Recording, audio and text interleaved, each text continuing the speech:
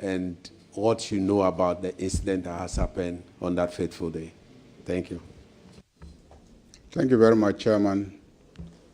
On the said day, around 6 to 7 p.m., I came to this room where the committee was sitting, and I took a seat, I think where Honorable Bid Ziding is seated now. And I observed proceedings. When I came into the committee room, the nominee to the Ministry of Transport was the one being vetted. And I observed the vetting for a while until the vetting of the nominee for transport was completed. And then there was a decision by the chairman to invite Honorable Akando to take his seat so that he will be vetted. That was when I noticed that there was some strong expression of disagreement by the minority side of the committee. But I remained seated for a while, and I was observing proceedings to see how the chairman of the committee was going to manage the situation. So I was seated there for a long time. I never got up. I never uttered a word. I just sat there and I was watching. And the minority members rose up and will not sit, will not leave the room, and publicly were expressing their disagreement with the chairman to continue with the vetting exercise. So I remained seated, and after a while, when I noticed that it was difficult for the chairman to bring order to the room, I decided to get up from where I was seated and start talking to both sides to understand what really was the problem. Because I'm not a member of the committee. I don't know what discussions took place. I just heard both sides exchanging words and shouting at each other. I heard words like ambush. I heard words like we didn't agree on this.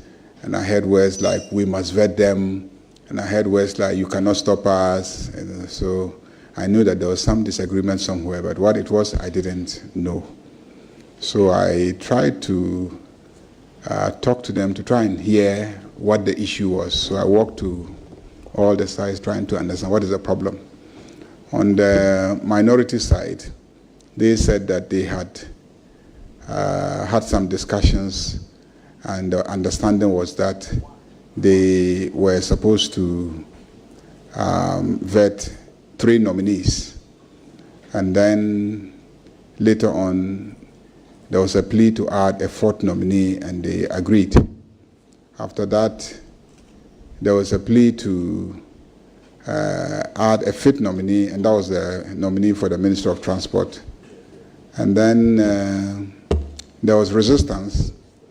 But according to them, Honorable Nitu tried to convince the side to accede to the plea by the majority side to add the nominee for the Ministry of Transport.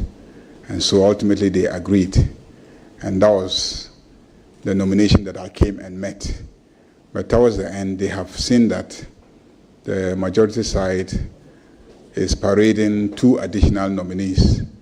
And those were Akando and then Honorable Ablakwa, and that they were not going to entertain the nomination of these 2 other, the vetting of these 2 other nominees. And I heard their side. So I tried to speak to the chairman and then the majority side. They also indicated that there was no agreement to vet only 3 people, and that because of the decision to hear Vamevo they had pushed all those who were supposed to be nominated that day to the Thursday.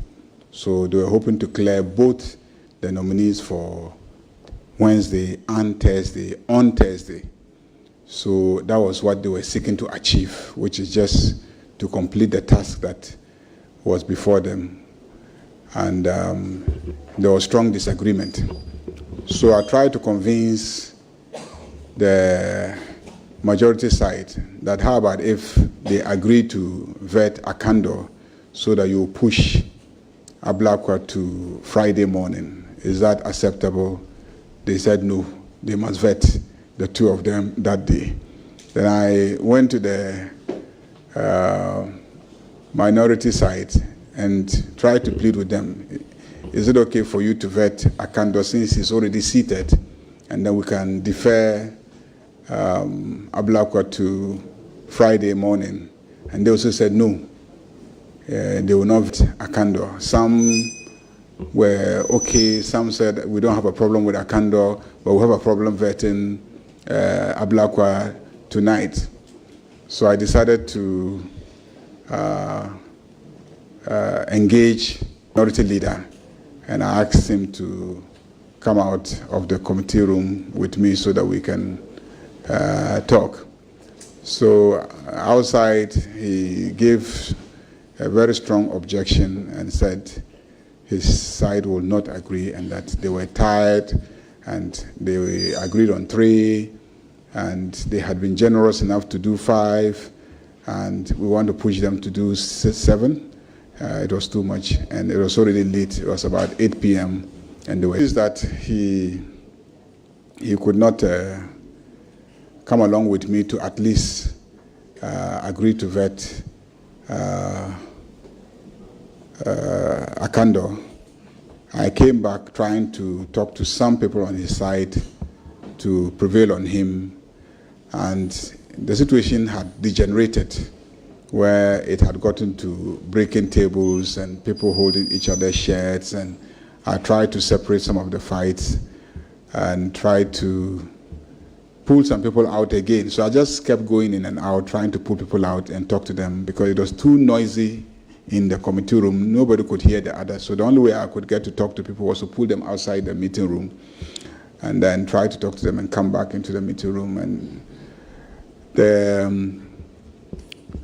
the audience were mostly behind the nominee, were also participating in, as you could see in the videos, shouting and, shaming members of the minority side. And then also the corridors were full. So even within the corridor, it was difficult to move around freely. So that was the situation. So I decided to call 1 or 2 people to consult and take a decision on what to do. And ultimately, I decided that it would be better to end the proceedings, by which time they had broken one table.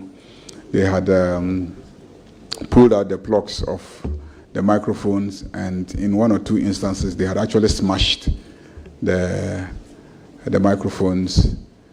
And so I thought the best thing to do was to bring proceedings to an end and get the chairman to postpone it to the following day. And so I announced that, and they all accepted and dispersed. Those were what I saw and what I did on that day. Thank you very much, Honorable Leader. Colleagues, this is the witness account. Any question from any of our members that we can discharge him to go?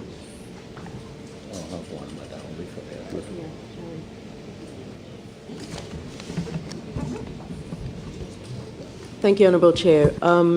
Majority Leader, if you could just confirm, just for the records, that the video that we just watched is an accurate depiction of what you remember on the day. Depending on where you were seated that evening, you will see different things. I was seated exactly where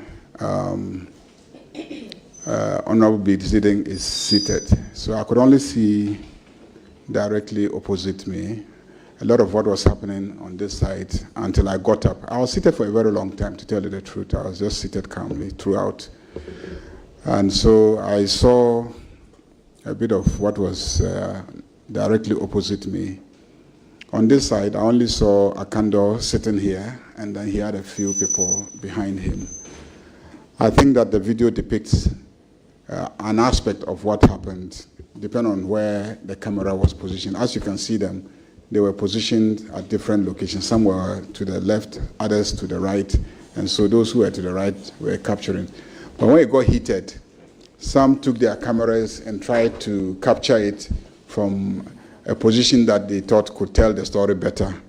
So and others used their mobile phones, and they came and they were all over the place trying to capture different angles. So this, I believe, reflects one of the angles, but there were different other angles.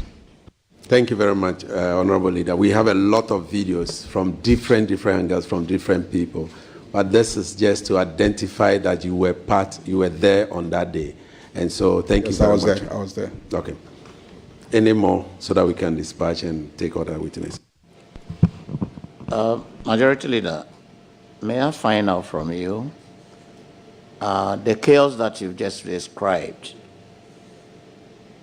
Do you have the time in mind that the chaos happened? You said you walked into the room between 6 and 7 p.m.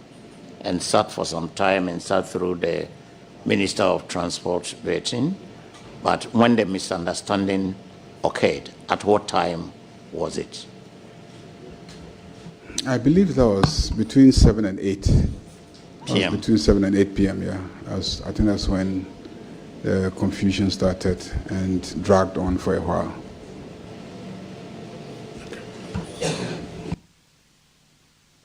Thank you very much. Leader, Majority Leader, I'd just like to find out whether there was a prior agreement to vet Honorable Akujato and Honorable Akando for the day, in addition to the ones that were undertaken, whether leadership of the committee actually had that agreement.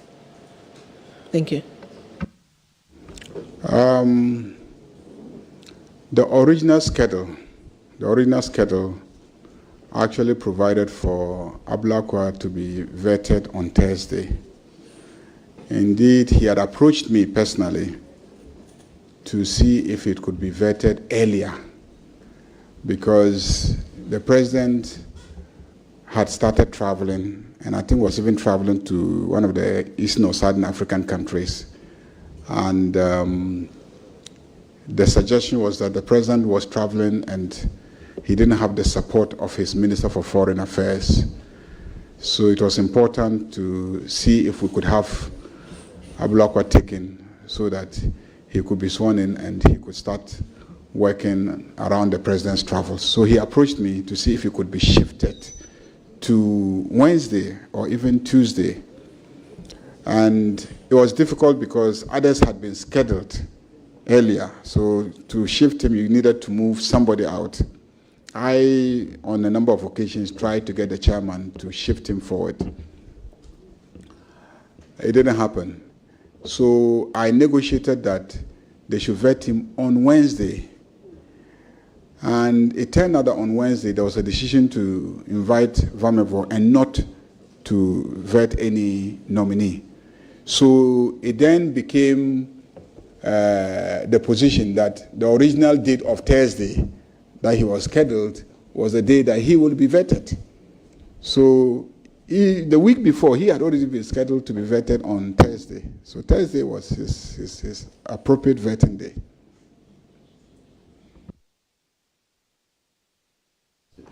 Yeah, Leader, I want to find out if I heard you right. You said originally they had agreed on vetting 3, but by the intervention of Honorable Nito, the Minister for Transport, the nominee for Transport, they agreed to vet that minister on that Thursday.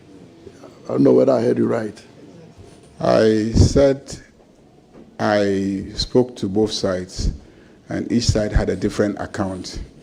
the minority side said that their understanding was that they were to vet 3 nominees. But then when they came after the 3 nominees, their colleagues convinced them and they added 1 nominee. And after that, their colleagues requested for an additional nominee, and that was a nominee for Minister of Transport.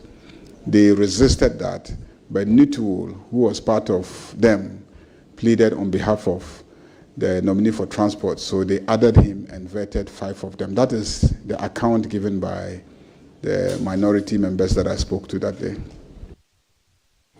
Colleagues, we'll take the last one, then we can ask the leader to go. Thank you very much, Chairman. Leader, would you want to confirm that you approached both leadership, the minority and then the majority, and yet they failed to arrive at a compromise? You approached them both, tried to mediate, and yet they failed to arrive at a compromise. Thank you. Yeah, I spoke to both sides. I spoke to them. I tried to convince them, but each side was adamant, insisted that somebody like Ablakwa had been slated to be vetted that date. He had come with his family and his chiefs. I think the pressure was coming from the fact that the nominees on the record were slated for that day, and the nominees had come here with their families and their chiefs, and they were all out there. So members of the majority side were having a difficult, what do we do with these families? What do we do with these chiefs that we have made to travel all, this far to come, and then we'll tell them it's 8 p.m. They've sat here since morning, and you want us to tell them to go back? And that was the difficulty, that the nominees were here with their families, with their chiefs, and to ask the nominees to go back with their families and come back the following day was going to be a major inconvenience. That was really what was pushing. It wasn't just because they had the numbers and they could railroad their way through. It was just, what do we do? I had confronted a similar situation last week where nominees had come with even the president of the Greater Accra Regional House of Chiefs, the president of the Bono Regional House of Chiefs, with his whole, Regional House of Chiefs. They were here, 10, 15 chiefs. Greater Accra he sat here the whole day. And then we finished approving, taking the report on those whose reports had been laid in the House. We finished around 8. We came here and there were 3 or 4 sets of nominees with their chiefs. And again, the minority side said it was late, they were tired, and they couldn't start approving, processing them. And the majority said they would not agree. Those chiefs had been sitting here the whole day, and they couldn't tell them to go back home. So on that day, I had to take responsibility. And I invited the nominees themselves into a room outside here and personally pleaded with them. They begged and begged. I said, no, it is late. It is 8 p.m. And you know that the average number of hours we spend on each nominee is 3 hours. So just do the calculation. If we take you'll be here till 11. Then the next chief and next nominee and his chiefs will sit and also start at 11 and do 3 hours. That will be 2 a.m. And then the next person, I said, why would you treat these old men like that? So the nominees then calmed down. I remember one nominee said the day before she had come to see us, and we agreed and confirmed and assured her that she would be vetted. And this dress that she had prepared for this vetting, she had worn it and come, and then I'm saying she should go home and change her dress and come back. And then we joked about it, but then she agreed and said, but she didn't know what to do about her chiefs. So I said, leave that to me. So I asked for the president of the Greater Accra House of Chiefs to come to the meeting, and he came with his elders. And I explained to him the situation we found ourselves. I said, Nana, this is the situation. It is 8 o'clock. By the time we start, it will be 9 o'clock. And the average is 3 hours. Nana, do you want to sit here till 12 midnight? Then he said no. And I said, so what can you do for? I said, well, I can agree to do it tomorrow. And so we resolved it. It took a lot of effort to persuade the chiefs to go back and then return the following day. The following day, that nominee was wearing an even more pretty dress. So I said, see, we give you an opportunity to wear an even more pretty dress. Leader, today. I hope if we give you the whole day, you narrate everything to us. So please, so the real challenge of the majority that day, according to what they told me, was what to do about the chiefs and then the families who had come. Thank you very much, Leader. We want to discharge you.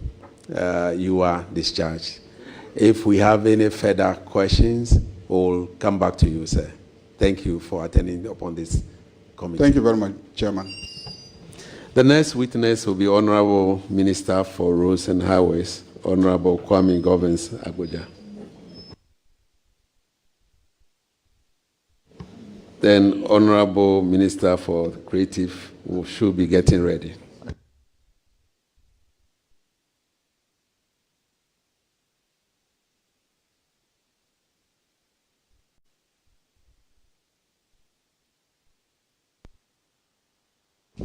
Honorable Minister, I, Kwame Abuja, swear by Almighty God, that the evidence I shall give before this committee, touching the matter in issue, shall be the truth, the whole truth, and nothing but the truth. So help me God. So help me God.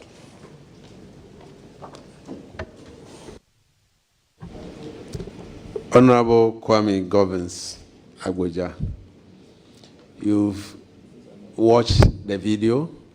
Can you tell us what you know about what happened here on that fateful 30th January 2025? Thank you, Chairman. Having been the immediate past majority chief whip, I know vettings happen after the appointment committee normally have their pre-sitting meetings and agree on things. And in the case of the particular incident, the committee had a master plan as to how to vet the nominees. I had an opportunity to, though I was no longer a member of the committee after I was appointed, to sit in just to support colleagues. Much of the initial vettings went without incident. It is not unusual for members of the committee to disagree on how many and what time to start, but eventually, normally, the majority side, which is government, prevail in what to be is supposed to be done. My understanding is that if you all notice, the committee started vetting, but on a particular day of Wednesday before the Thursday incident, though a number of colleagues were scheduled to be vetted, there was a decision to bring in Mr. Vomawo to appear before the appointment committee. It meant that all colleagues who were scheduled to appear on the Wednesday on the master list or master program couldn't be vetted. Though many of them have also made arrangements for those who they want to come and give them moral support, have already made plans and were almost ready. In fact, some of them were in town. So it meant that all who actually were supposed to be vetted on the Wednesday have to be shifted to the Thursday. As said by the leader, I know Honorable Ablakwa wanted to be vetted a week before the week into which the incident happened. They couldn't give him the opportunity to be vetted. So originally, Honorable Ablakwa was supposed to be vetted on the Thursday. So if anybody says Honorable Blackwell was being smuggled into Thursday, that is not true. He was originally supposed to be vetted on the Thursday. So he prepared. The challenge happened when I think we had to shift almost 1, 2, 3, 4, 5 people who were supposed to be vetted on the Wednesday to be added to the Thursday.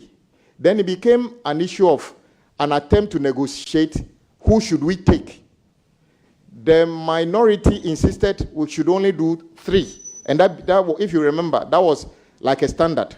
But we had 60 ministers to go in a short period of time. I noticed that they insist we are vetting 3, and the majority will say we are vetting more than 3.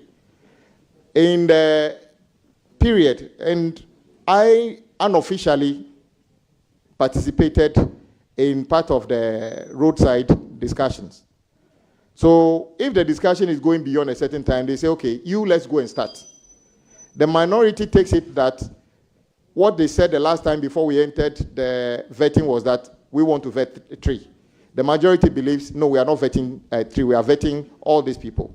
So just on record, on the Wednesday, the spillover from the Wednesday, which is about 5, added to the 3 originally scheduled, which was supposed to be Honorable Ibrahim Tia, Samuel Nate, and Honorable Akujeto, were originally supposed to be vetted Thursday, the 30th of January. So if we have a situation where 5 plus 3 are supposed to be vetted, that decision has to be made by the committee and have some leeway. So if anybody says we were originally to vet 3, we give in and added 1, making it 4, and somebody is trying to make it 5, that is not entirely the situation. The situation was that the appointment committee elected not to vet on Wednesday, and people have made plans to be vetted on Wednesday and Thursday, and they ought to know that they should have been ready to vet 8 people on the day of 30th January. On the particular issue, what I saw, it's not unusual for members of parliament to argue. This house is a house of debate, and we argue forcefully, depending on how you feel about an issue. So we argue on the floor, at committees. So nothing on that day you look to me as a former whip as an unusual situation. Where it got difficult for me is when, out of lack of agreement, I saw my colleagues on the minority side, and I made this point on the floor, when the minority side started having a go directly at the clerk of the committee. For me, that was not right, because like I said on the floor, in Parliament, we are all not blind. We have parliamentary service staff. We have members of Parliament are known by their party colors, except independent people. But for us to see colleagues begin to identify his NDC, his NPP, for me, I knew something was not right. And so I got really shocked. So all I could do was to pull back and watch. And unfortunately, colleagues, and I saw my colleague, minority chief whip, insisting, and I agree with him. He's a whip. We need to hold a certain line given to him, and this is what whips do. You are given an instruction, and you try to hold that line. We are either for it or not for it. So initially, when he got up and said, "We are not having it," I've done same in the past. We are not doing it. Where it got a bit difficult, then I saw my whip, Honorable Dapamekpo, approaching the other side of the chairman saying, "No, we are doing it. We are government. We need to get this done." But even then, it wasn't even an issue. Then some other colleagues on the minority side, in the video you could see, maybe they couldn't see that the video was capturing them, begin to turn their backs towards the table and begin to open up the gap between the closing of the table and pulling the table, to the extent that when that appears not to be working for them, you could hear, I don't have to tell you, you could hear people, all sorts of things, until it got to a point where we saw colleagues beginning to take the chairs on which they are sitting and placing them on the table. At that point, everybody in the world knows this is not right. And I saw the respected majority leader came in, tried to appeal to people to calm down. Then a particular colleague, I was shocked, even came in front of me, took my console and ripped the cable off and smashed it on the table. So if you watch that day, sorry, can you mention it? Because no, I said I was shocked. I couldn't tell exactly, but all I realized was that by the time I realized the equipment in front of me. But you can identify him. I didn't see him in the video doing it. That is what I'm saying. That okay. I realized my equipment was damaged. I'm sure if you watch the entire spectrum of the video, you will see who was damaging the equipment. Okay. And then I saw one of the tables go up and came down. It went up with 4 legs, came down with 3 legs.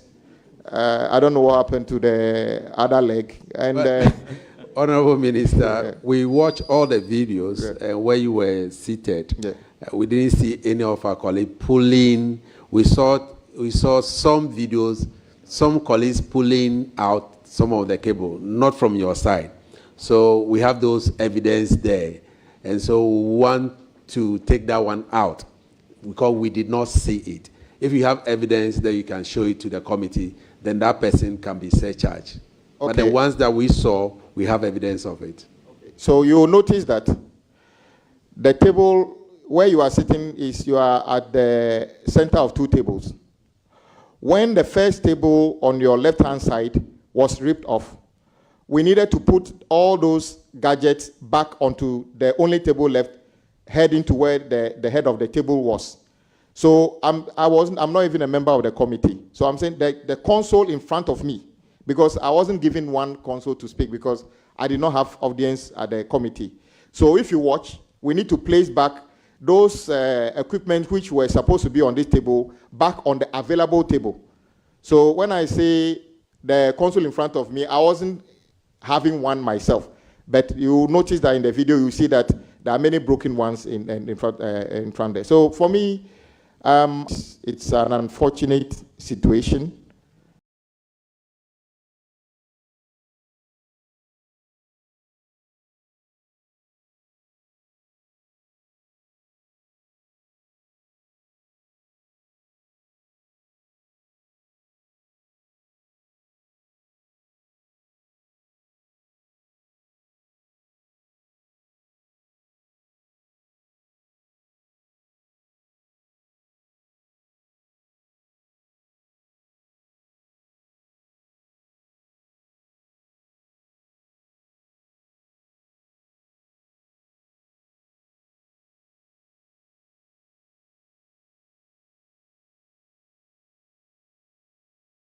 I totally support the action of Mr. Speaker. I take the first action. I totally support Mr. Speaker for setting up this committee. I again support Mr. Speaker's decision to de-escalate by allowing our colleagues to, at the moment, continue to serve their constituents pending the outcome.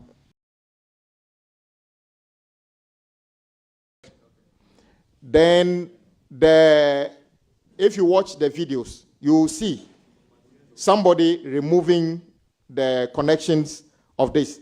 Those were the ones that were placed in front of us there. So just to make the clarity. Honorable Minister, well, I mean, from the tree where there's the Montre and Muntu, which are 2 different things. And usually in the video, we actually heard the 2 different words used in 2 different contexts. But what I'm trying to ascertain is not who ripped it. What I'm trying to ascertain is whether this destruction to the console happened after that table was taken away from the room, because you're saying that everything was put on this table. What I'm trying to ascertain is whether the destruction to this microphone you're referring to happened after the table had been moved, or this happened before that other table was removed? In sitting from where I was sitting, I thought some of them were destroyed on the table before the table was removed, and they were placed back on the only table available. All right, thank you. Thank you. Honorable Minister, do you think that the response time for interventionists, let me put it that way, for this whole episode, I think that the response time was slow, or maybe the marshals should have come in a bit earlier, or what, in your judgment, as you are here, what do you think? As a whip, a former whip, it is a delicate balance for marshals and the police in Parliament to intervene if issues are about us. As much as they want to protect us, they are hesitant to fully deploy if it's about us. And I noticed that because I was a whip. Now, it's not as if they couldn't have, in my mind, physically restrain and take some people who we all saw in the video, obviously misbehaving out. But these are colleagues, members of Parliament. Their response time was spot on. What to do in the particular situation is a difficulty, and I don't believe even today, they still have the answers.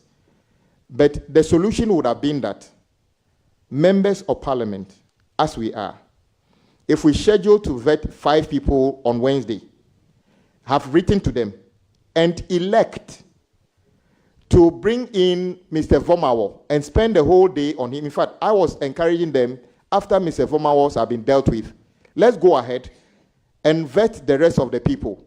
After we have elected to invite people or prompt them for vetting, and elect not to vet them, and they are in anticipation of being added to the next day, and who says we've not vetted 8 people on the day before? But people decide that we are not going to vet anybody, and now rather pick and choose from the people who were not vetted on Wednesday, and say that for the Thursday, the original people shouldn't be vetted. I think that is where the problem was. If we had agreed to vet all the people that couldn't have been vetted on the Wednesday, in addition to the Thursday, there shouldn't have been any issue at all. So that is how I see it.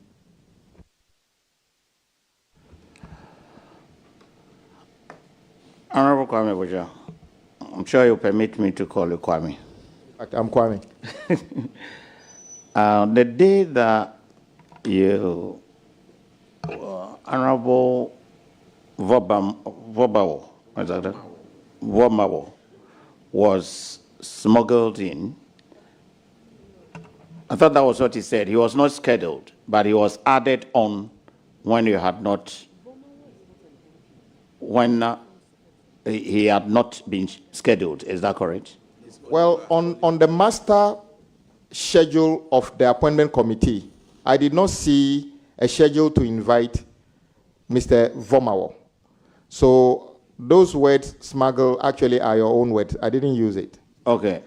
Now, on that day that Mr. Vomawo was invited, how many people were vetted? No one was vetted, but 5 were scheduled. So that day he was the only person that was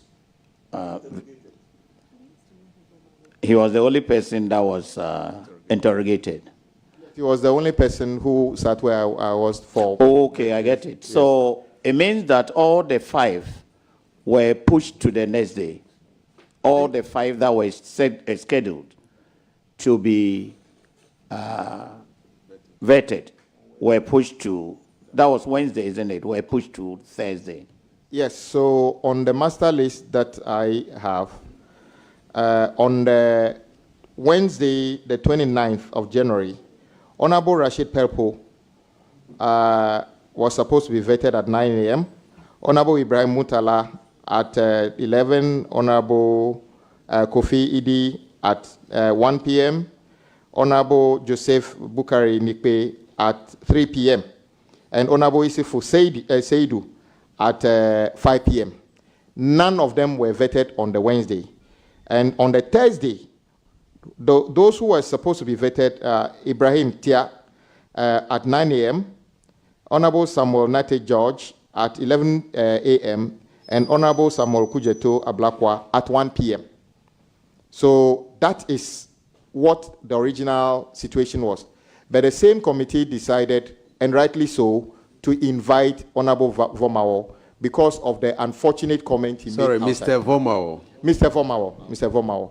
So that is what actually caused this. So the center of the difficulty was not vetting on Wednesday. And instead of vetting the people who were originally scheduled for Thursday, they rather wanted to pick and choose people who were not vetted on Wednesday and vet them.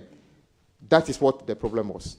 Okay, so on the next day, that was the Thursday, instead of the committee vetting 3 people, they were now supposed to vet 8. Is that correct?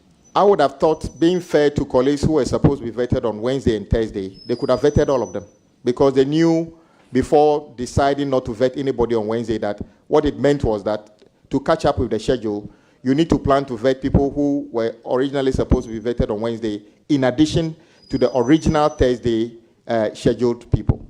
So from what you're saying and looking at the timetable, it would have been possible if they decided to complete or go through all the 8 on the Thursday. Chairman, I sincerely believe they could have vetted 8 people on that day. If you look at the timetable, one from 9, the second was to start at 11, and the third was to start at, I think, around, did you say 5? The original timetable. Because you are a leader, I asked this. So looking at the timing, at what time did you think that these other 5 nominees could have been slated? Because now they started those who were supposed to be vetted from 9 o'clock. And then at the time the chaos started, I think it was around 8 p.m. and about 3 nominees were to be interviewed. From that time, when the chaos has started, around 7 or 8 p.m., was it possible to go through the 3 nominees, and what time did you think that they were going to finish? On the original plan, the 5 were supposed to be vetted. The last person was supposed to be on the chair at 5 p.m. I'm sure there was a reason they put time against all of them. So if you were going to vet, and the last person, which is the 5th person on the Friday, was going to be sitting here by 5 o'clock, it would have been left with 3. And it's a committee. They can decide that they will vet the rest. After 5 o'clock, the rest of the 3 come. On the Thursday, you will notice that Honorable Kujetu was supposed to be here at 1 o'clock. What it means is that maybe by 2 o'clock, he would have been finished, and then you add the rest. So it's an issue of time management of the committee. Even in Parliament, it gets to a point the Speaker will say, you speak for 5 minutes, and they stick to it.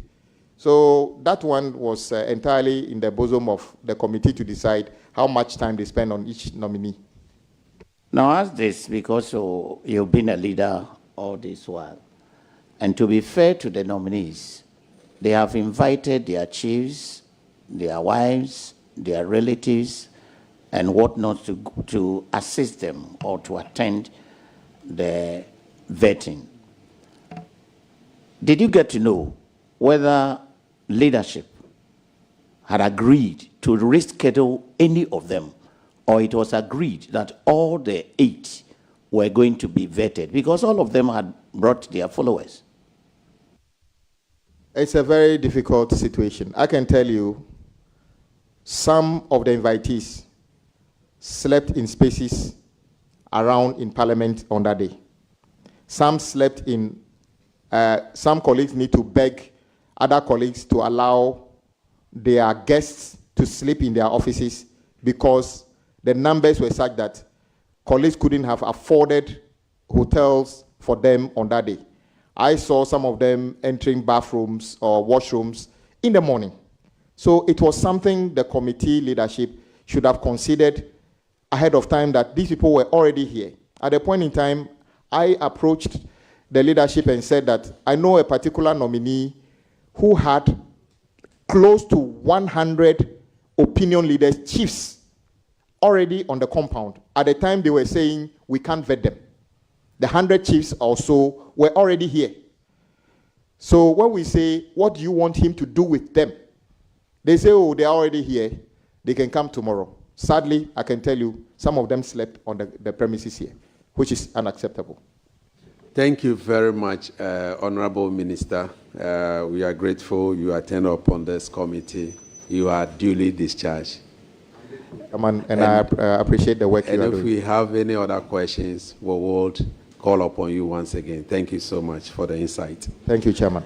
Colleagues, we will now invite the Minister for Tourism and Honorable Jifa Ablagomashi.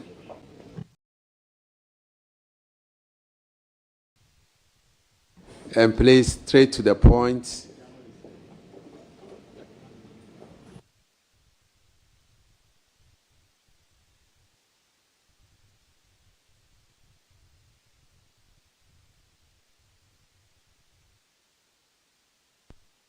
Honorable Minister, since Deputy Speaker, who is also the chair of the vetting committee, will be presiding this morning, we want to give us a few minutes, and then we'll take him. We'll take the chair, the Deputy Speaker, the oath.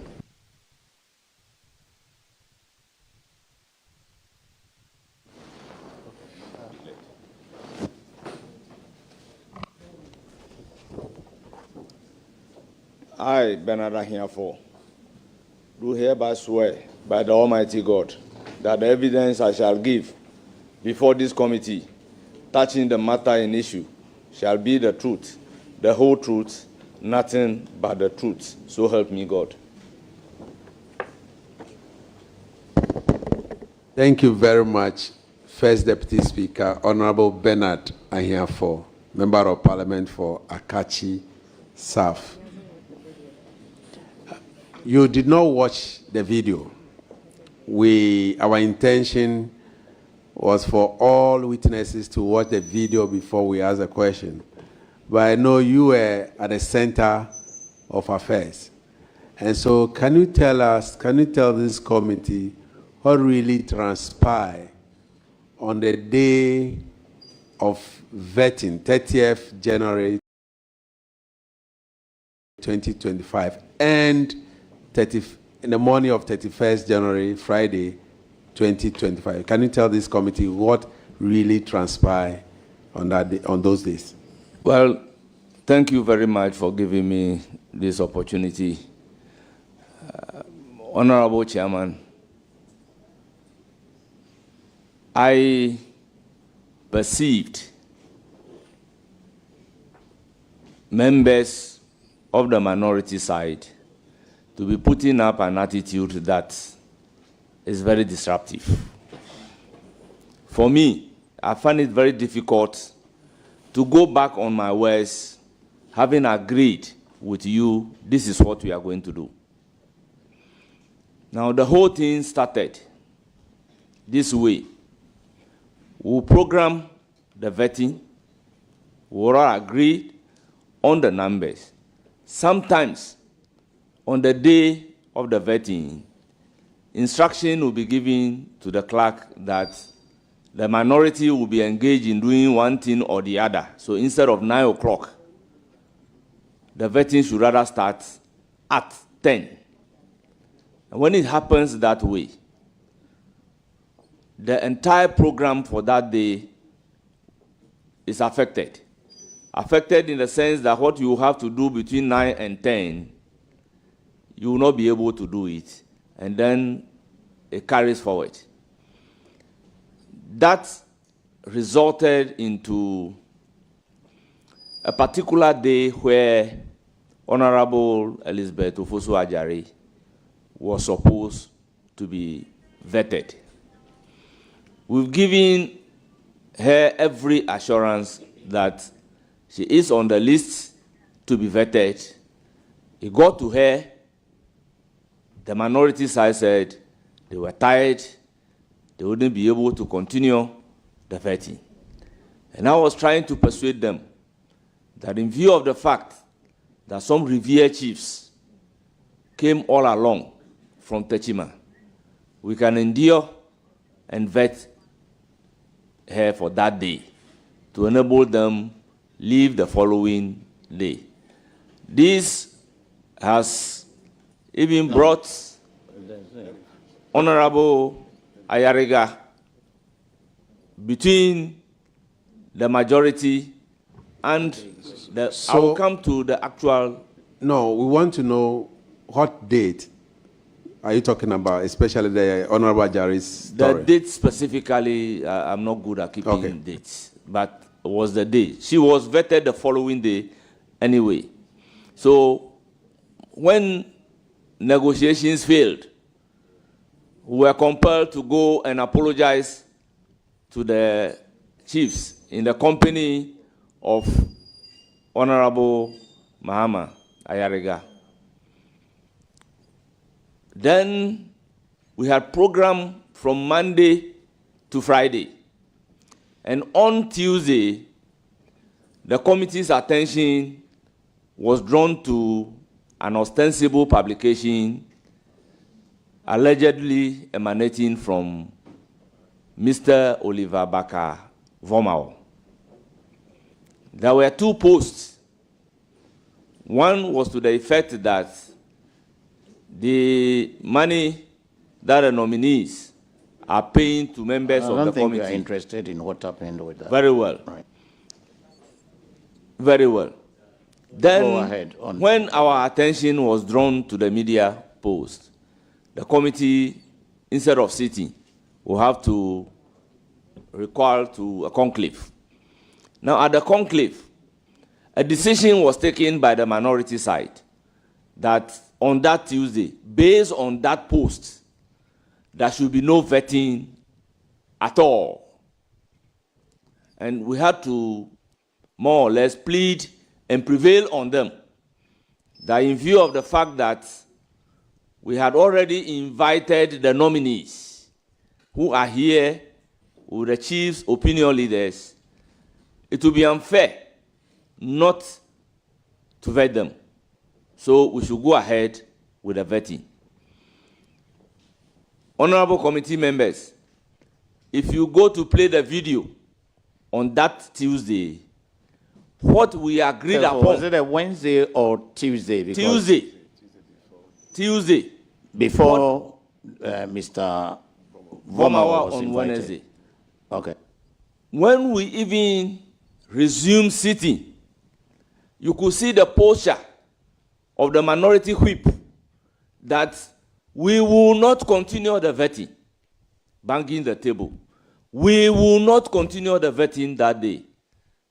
I employ the committee members to look at the proceedings on that Tuesday. So that was the posture. We had to permeate our way through to be able to do the vetting of the people selected for that day. Now, at conclave, we agree that Wednesday we'll deal with the issue pertaining to Oliver Baker Vomawa. Then thereafter, we'll continue to do vetting. Again, the posture from the minority side was that that Tuesday, there would be no vetting. That Wednesday, there will be no vetting on Wednesday. Life is all about give and take. As a result, we are not able to vet any nominee on Wednesday, and then we use the Wednesday to deal with the issues pertaining to Mr. Oliver Baka Vamawa. Though we closed early because of the decision that there was not going to be vetting. We then used the period to task the clerk with the responsibility to merge that Wednesday with Thursday. The nominees that are to be vetted on Wednesday that we couldn't do, she should merge it with Friday. And then let's look at the number. Now the number became 8. And at a meeting, we've decided that if on average we have to use 2 hours on one person, then that would have been 16 hours of sitting. It would have been too much, given the fact that some people may be vetted within 1 hour. We agreed to do the first 6. First, it was the first 5. Then I received a call from Honorable Minority Leader that he is okay, we can add a candle to be taken on that day. Therefore, 6 people were programmed to be taken. Then there was an agreement that the backlog, being the 2, should be added to the following day, which is Friday. And if we are not able to exhaust, then we can take a decision whether we are coming on Saturday or it should be Monday or Tuesday. In fact, this has also brought in Honorable Mahama Ayariga, the leader of the House. And he even came out to say that clearly we need to negotiate the Saturday because Saturday is not a working day. So therefore, if you are not able to finish on Friday and we cannot come on Saturday, then probably Monday or Tuesday will be the next available date. So I was surprised that in the morning of that Thursday, the clerk came to me to say that instead of what we have agreed upon, she has received a text message from the minority whip in the person of Anodompreh, which text message she showed to me that we are only going to do 4. That is why I have a difficulty. You agree on one thing, then behind you want to do another thing. I wasn't comfortable. So I just told the clerk that whatever we agreed upon, that is what we are going to do. So on that Thursday, we had programmed to start the first person at 9 o'clock. I came to office around 8:30, about 8:45. I received a call from the assistant clerk to the effect that he had received a call from Honorable Anodompreh that there will be a caucus meeting of the minority. Therefore, instead of 9 o'clock, we should again start proceedings at 10 o'clock. For me, as a member of parliament, you may not have control over a caucus meeting. So when they are going to have a caucus meeting, I have no problem about it. So I have decided to walk to the chamber. Then on my way to the chamber, I met few MPs from the minority side and asked, I understand you are having a caucus meeting. Are you not attending the caucus meeting? Only for me to be told that there was no caucus meeting. So 10 o'clock, I have decided to start the vetting. And when I walk in after I have started, I told them in a plain language that I do not like the seat. We are all members of parliament. If you have it, I would agree with you. But a situation where you do not have a caucus, but you deceive me in order to delay the proceedings of that day, to say that you have a caucus meeting, I won't take it candidly. And that is not the way we should be going. The response was that If they mean caucus meeting, it doesn't mean the entire minority caucus. As if I do not know the meaning placed on the caucus in our own standing orders. I took it in a good faith, and we were proceeding.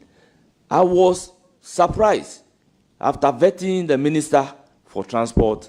Based on the agreement, I asked the Minister designate for Health to take his seat. It was there that I realized that we are tired, we will not do Honorable Akando. Akando will not be vetted today in a very rowdy manner. Based on my posture, I was engaging the minority leader to the effect that you said you are comfortable for Akando to be taken today. What has changed? What really has changed? Mostly the response will be that it is not me, I am under pressure. It's not me, I am under pressure. I'm also a politician, I understand. So I was making an attempt to persuade them that in view of the fact that Honorable Akando had to bring the chiefs and opinion leaders from Juaboso, and he being the last person, there are instances where vetting of the committee will end at 10, 10:30, 11. And this is just getting to about 8 o'clock. So we could accommodate and take Honorable Akando for that day, so that the rest of the two will be shifted to the following day. And if we are not able to finish the following day, then we could consequently adjust ourselves and finish the following week. Then what I realized was that whilst that negotiation was ongoing, I heard the minority leader requesting that they should call some people into the vetting room. And in no time, they started walking to the vetting room. And that very day, minority leader was so harsh to the deputy, second deputy whip, Jerry Ahmed Shaib. I intend not to repeat the words inflicted on him that very day. So I realized that they were under some kind of instruction from their leader to do certain things. Honorable members of the committee, let me place on record that there are some instances where my ranking member will ask their side that they should all stand up and put on the microphone. And by putting on the microphone, all other microphones will be disabled. And you cannot do anything when all the microphones were on. So to some extent, I do not really understand what they want. Because, honorable members, by my level of tolerance and the way and the manner I have accommodated them, sometimes I do not expect it to be treated in a particular way. And as I said, life is about give and take. We were prepared to give and we were prepared to take. So I also expected them to also give and take. So before I could realize, somebody said something in Twi, and they started pulling the cables, and I mean there was a pandemonium. The whole place became very hostile. And if you can watch the video carefully, I was so much surprised about the incidents of that day, and I was just sitting down looking at them. As usual, the honorable leader came in trying to restore order, but they wouldn't listen. And once the video accounts is before you, I intend not to repeat whatever happened, because the video would speak louder than my voice. I thank you so much for giving me the opportunity. Thank you very much. Bernard, I hope I'm allowed to call you Yes, please. Bernard, We'll because be I friends might for long. forget myself if I always have to say second deputy speaker, first deputy speaker. Congratulations again on your high office. Thank you. It's finished. So, colleagues, if you have some questions for him.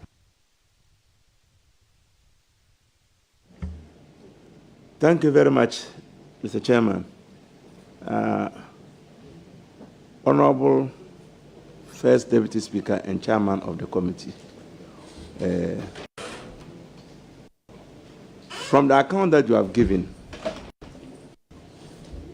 I think that there is a big problem about scheduling and then being firm about your scheduling. Would you want to agree with me that this whole problem came about as a result of the decision you took not to vet nominees who were scheduled for Wednesday? And you knew very well that these nominees had invited people, chiefs, their friends, their relatives, and whatnot.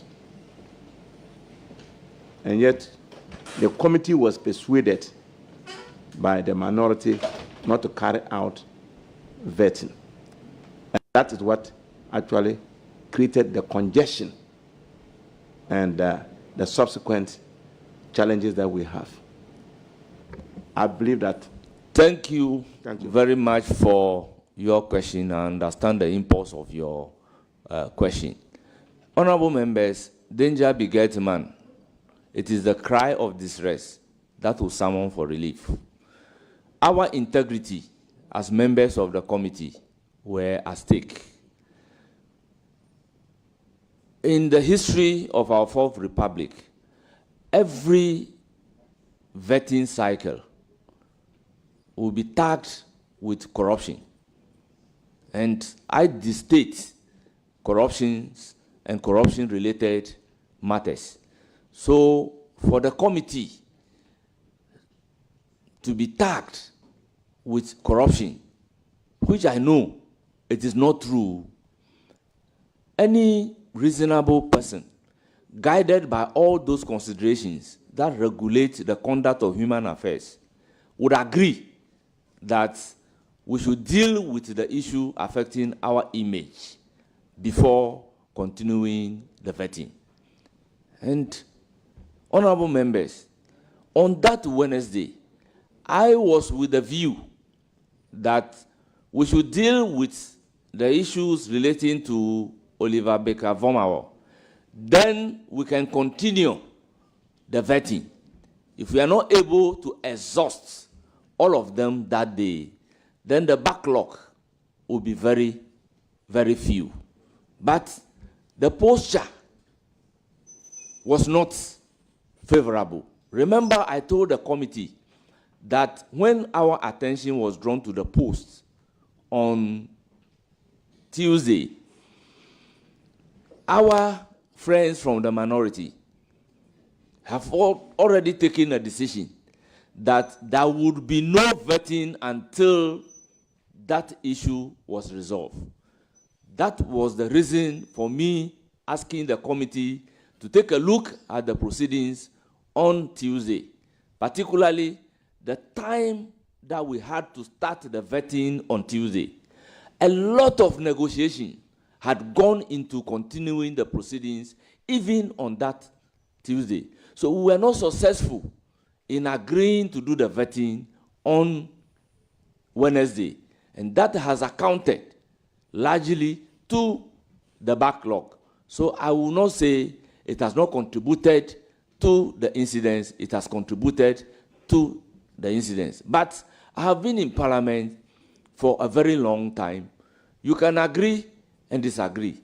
Even before the committee, there were agreement and disagreement. And we normally suspend. So if you watch the proceedings, there are instances where I will suspend proceedings to go and Jojo.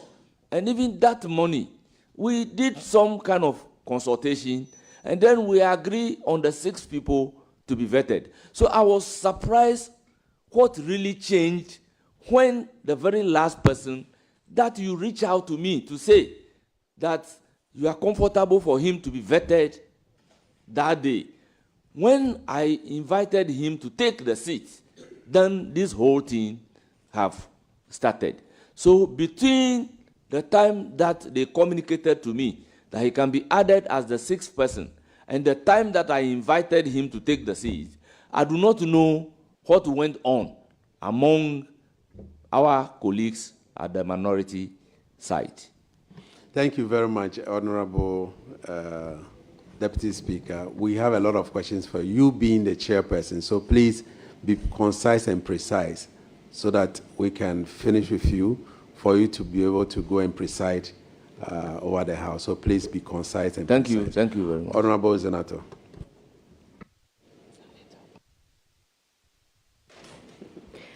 Thank you, Honorable Chair. My question is a twofold question. My first question is, at any point when the situation deteriorated, did you call for order? That's the part A. And, okay, first, that's the first question. Yes, I did. You can hear me shouting, order, let there be order, honorable members, let there be order, let there be order. So I was trying to restore order when word was said in tree, as a moon tree cables, I'm not good at tree. So immediately that has been said, they started pulling the cables and my microphone was disconnected, and no matter how I shout, nobody can hear me. Thank you, Honorable Chair. My second question is, at any point after you tried to call for order and that was not happening, did you attempt to suspend the sitting of the committee? Well, at that point, I really do not see the need. I thought by saying order and engaging the minority leader and the ranking member on the side as to what has really changed resulting into this, I thought the two of us could resolve it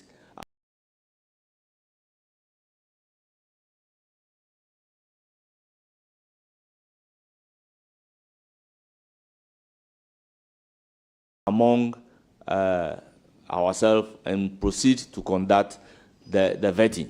So whilst that engagement was going on between me and the minority leader, the three word came and they started pulling, just started. I do not know whether the rest of the minority members were having the feelings that my engagement with that word spilled out and the whole thing became uncontrollable. I believed a little patience would have resolved the issue between me and the minority leader, but he also didn't have. Thank you. So just to make sure, you did not call for a suspension of the sitting.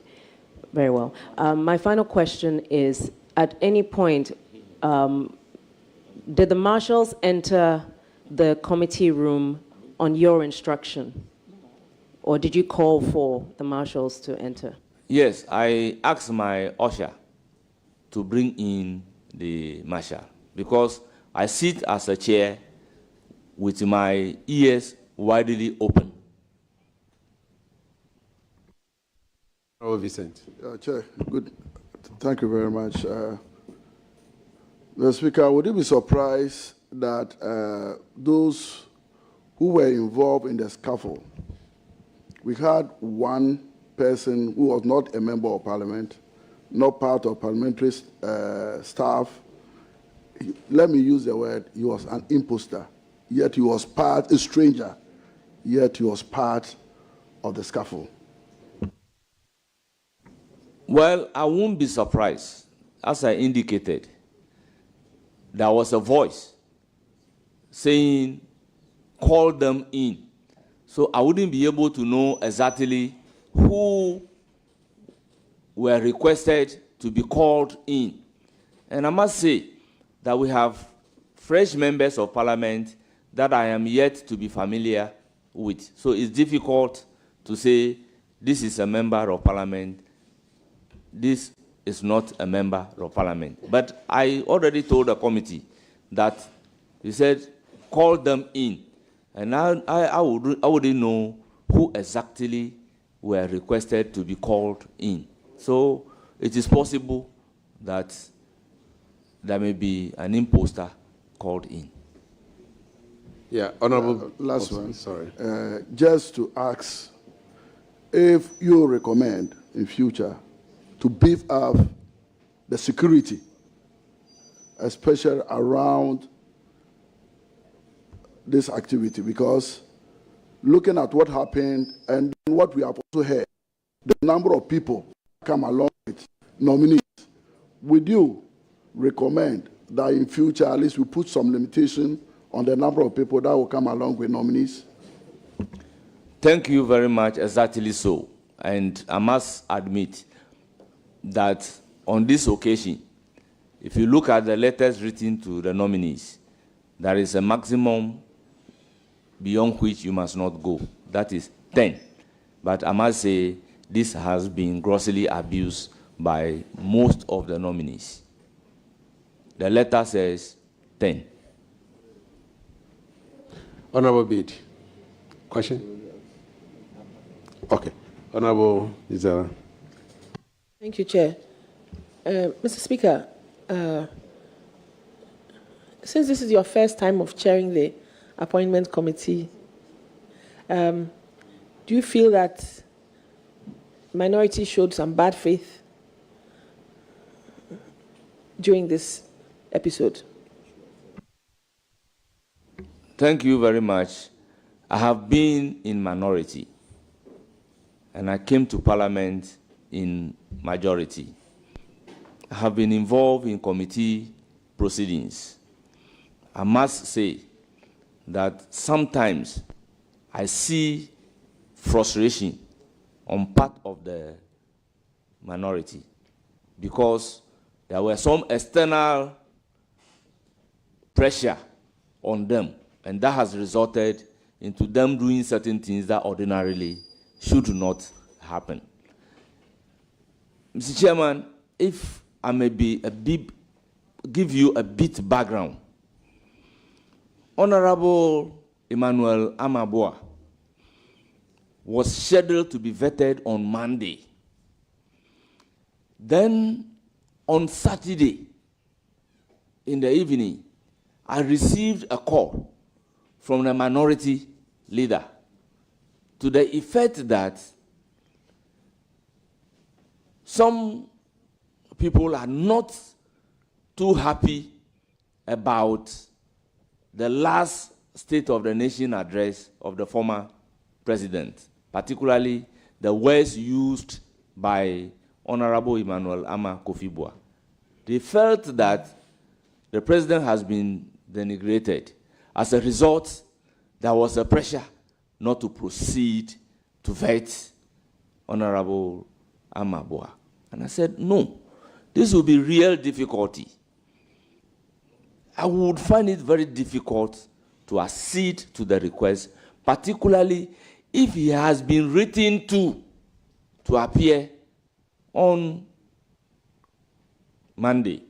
So I reached out to the clerk of the committee, and there was a confirmation that he had been handed over a letter to appear on Monday. So I called back to say that it's going to be very difficult.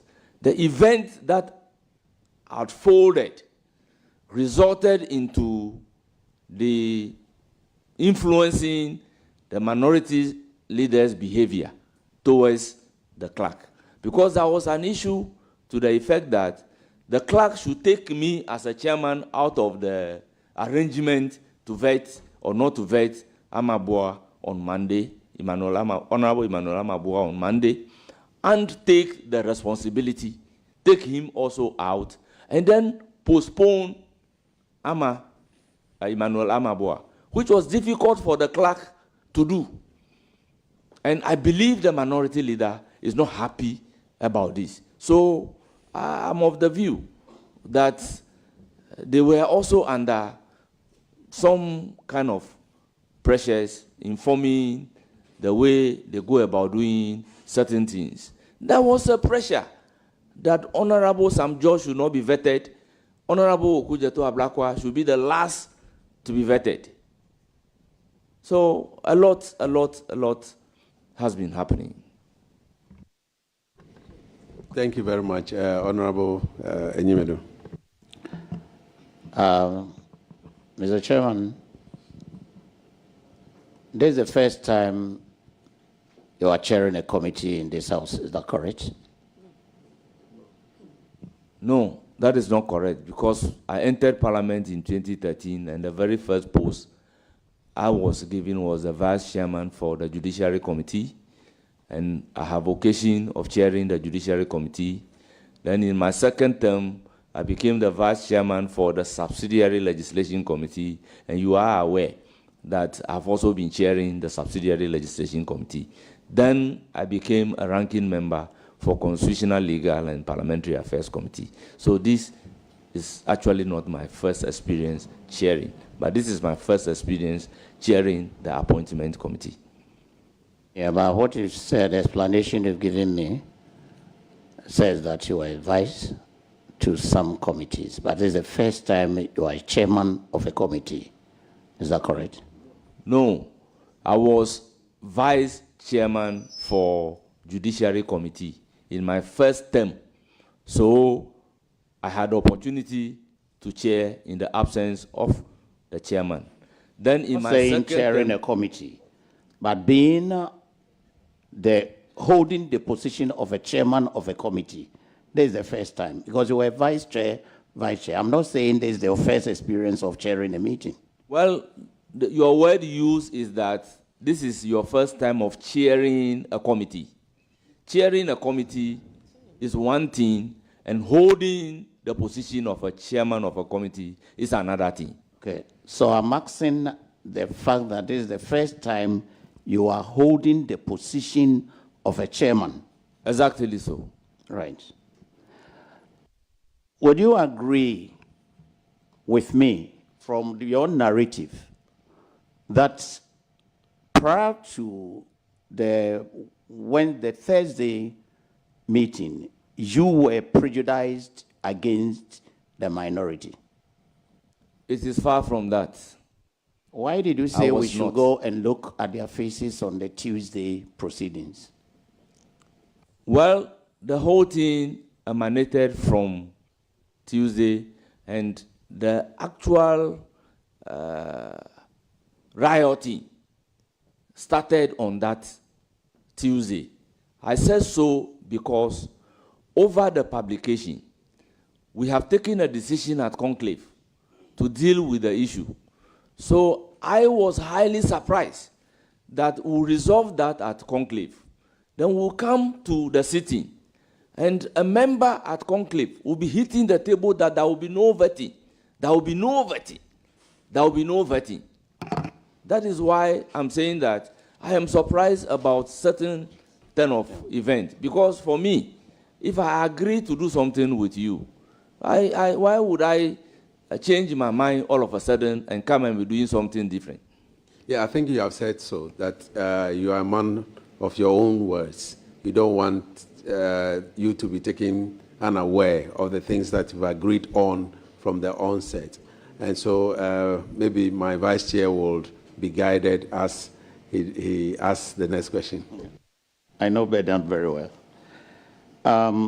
You said along the line, minority leader called, you received a phone call that Honorable Akando should be added to the list of the nominees that we're going to engage on Thursday. Is that correct? Yes, I'm speaking on oath, and this is confirmed. I have no reason to doubt you. Yes. My next question is that when yes, you let me conclude my answer. Yes, And this was followed by his directive to the minority whip, who also called the clerk of the committee that Akando should be added. Now, when you received this call, did you inform the rest of the committee members that you were going to deal with Honorable Akando on that day? Well, thank you very much. We have chairman and we have ranking. And you know, chairman leads the majority side and ranking leads the minority side. So what I did was to inform my members in the morning that Akando will be added.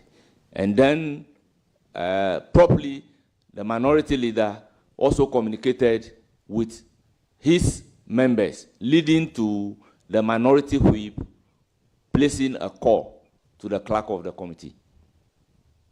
Mr. Chairman, did you find out whether the minority side had been communicated to so far as this additional nominee was concerned? Well, I do not expect to reach an agreement with the minority leader, out of which the minority whip will call the clerk, and the rest of the members may not be aware. But I'm not in a position to tell whether the other two have been informed, because there were 4 on the committee. So 2 was involved. So it's left with the other 2. Mr. Chairman, with a little patience, the scaffold that we witnessed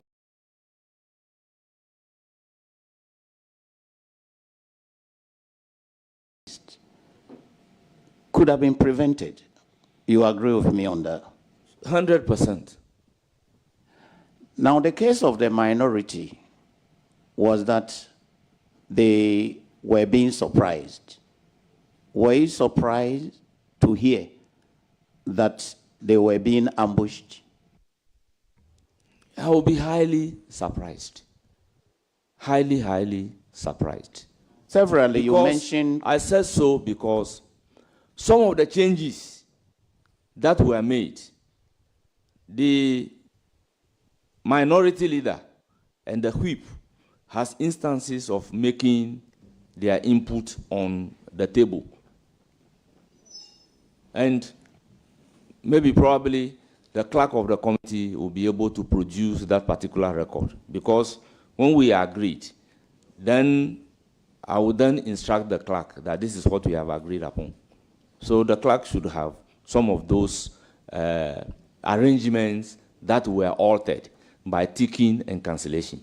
And they can subject it to a forensic to establish that it is in the handwriting of the minority leader and sometimes the whip, the minority whip. You have said repeatedly that you had gone into conclave with the committee. How many people did you agree to vet on that Thursday? That Thursday, original list that was not altered was 3. But because we didn't work on Wednesday, the agreement was that they should merge the 2. And after merging the 2, we realized that it is 8. I will not be able to do the 8. So we've taken a decision to do the first 5.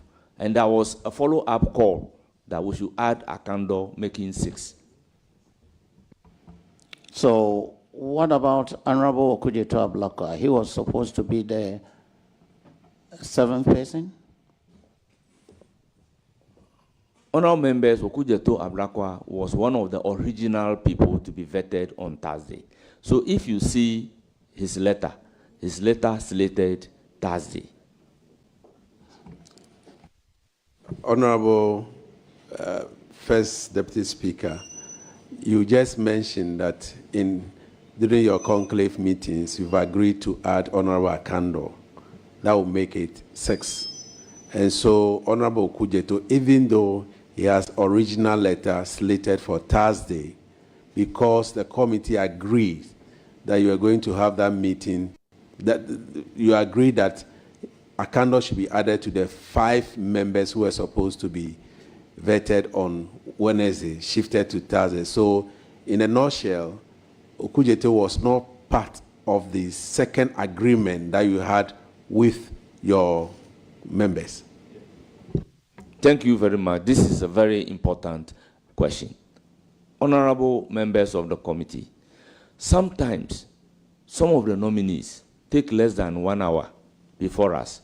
So the instruction to the clerk of the committee is that she should hold the list of the 8. If you are able to go beyond the 6, then they could also be taken. Because sometimes it's difficult to predict the length of time that the committee will take to vet one person.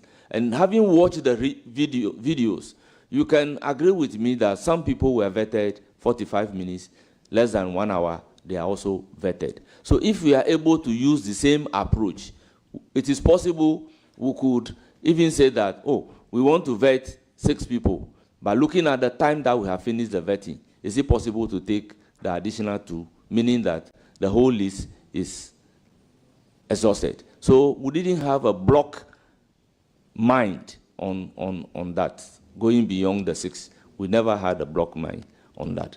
And as a matter of fact, if we had even started early and there was no 1 hour delay, we could have even done more than the 6. I believe, correct me if I'm wrong, that the chaos engendered because of poor planning by the committee. Well, I am of exception in the sense that how could poor planning lead to an arrangement of a timetable?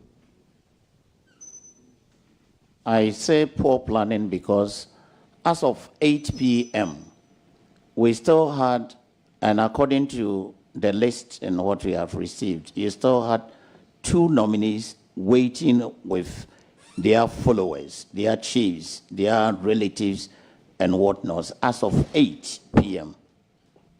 Honorable member, I indicated before the committee that our target is 6. The rest would have been a surplus to the committee, depending upon the way the time was used. So, it's not my last one.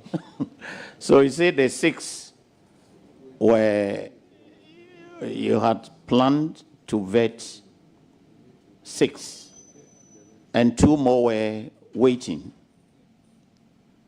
So if you had finished, or you were supposed to do the 8 in all.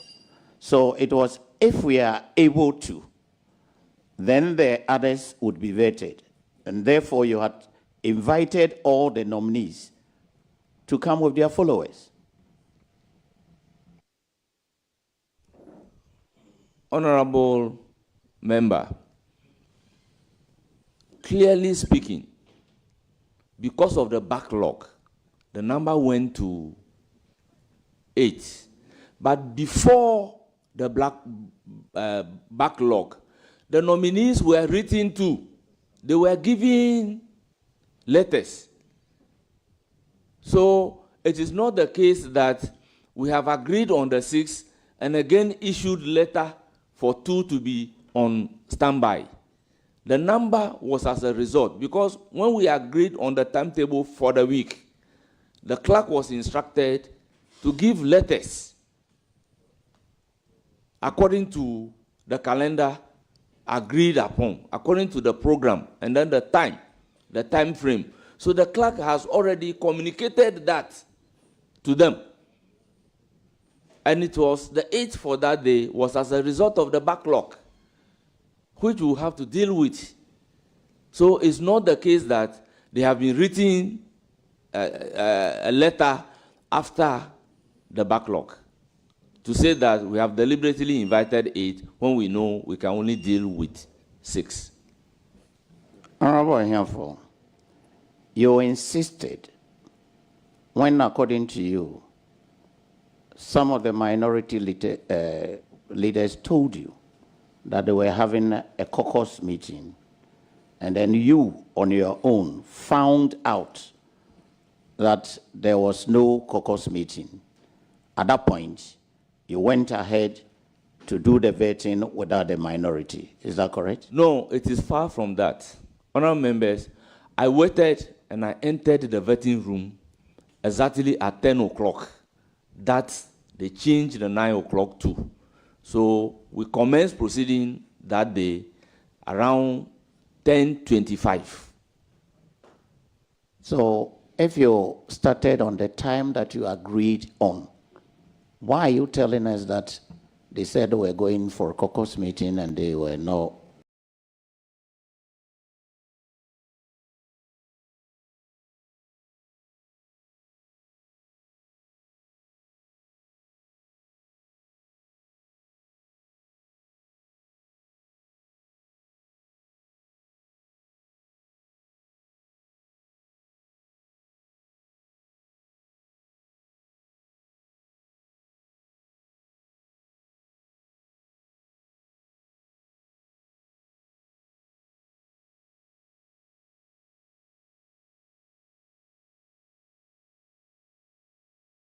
They didn't have a caucus meeting. Honourable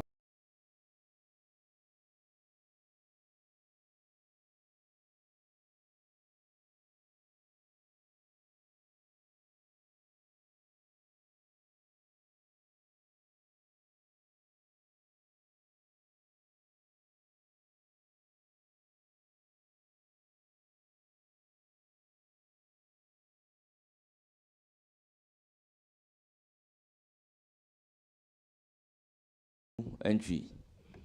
It will Please interest you, address the chair. Honourable Chairman, it will interest you to know that sometimes we would agree to start vetting at 9 o'clock. The majority side will come and be waiting for the minority side. Well, you can even- watch all the proceedings. Honorable Speaker, even today, we agreed to start at 10, but we Yes. started at 10:30. Yes. So it's possible. Yes. Relax. This is a friendly chat. I'm more than relaxed. Honorable Nyimedu, this is your last question. Well, I will not ask the question again, but I will advise my brother as the chair that with little restraint, I would want the chairman to be very accommodating. And then we can have a free life. Thank you. This is a free advice. Thank you very much, but with the free advice, I want to place on record that I have been very tolerant and accommodative. I know. As a result of which the general public even have the feeling that my level of tolerance was too much, that I was even weak. I know the two of you have been friends. We are brothers. And you are brothers. So whether you are tolerant or not tolerant, the two of you know each other. And so please, let's keep it like that. On that note, First Deputy Speaker, we want to discharge you. Thank you very much for attending upon this committee. We'll now take Honorable... Thank you very much for having me. Honorable Jifar Ablagumashi. Please, we have... This should be not more than 10 minutes. We have other colleagues coming in. They've called. And so please let it be as short as possible. Thank you.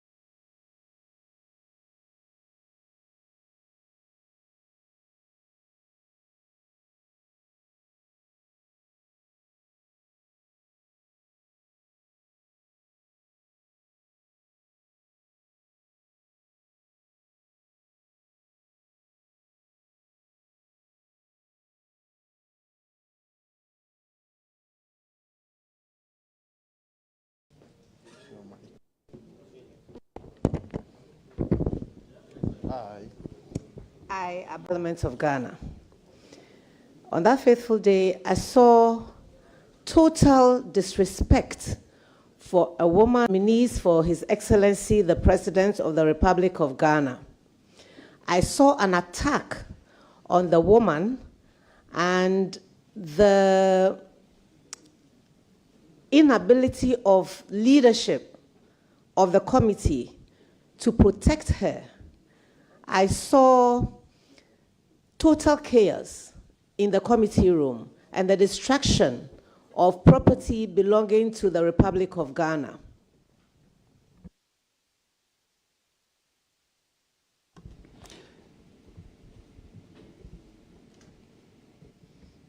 Chairman, that is what I saw, that's what I felt, and that's what I've come to share with you this morning. Thank you. Thank you very much. Committee members, this was what Honorable Ablaji Fagomashi saw.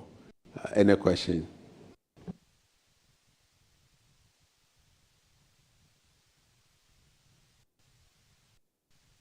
Okay, Chair, thank you very much. Honorable Minister, you had the opportunity to watch the videos, okay? So you confirm that the videos that was shown to us have not been doctored. I can confirm that it is not doctored, and it is the reflection of the person who took it from a certain angle in the room. I mean that I saw more than what was shown on the screen. Thank you. Honorable Gisela. Thank you. Honorable Minister,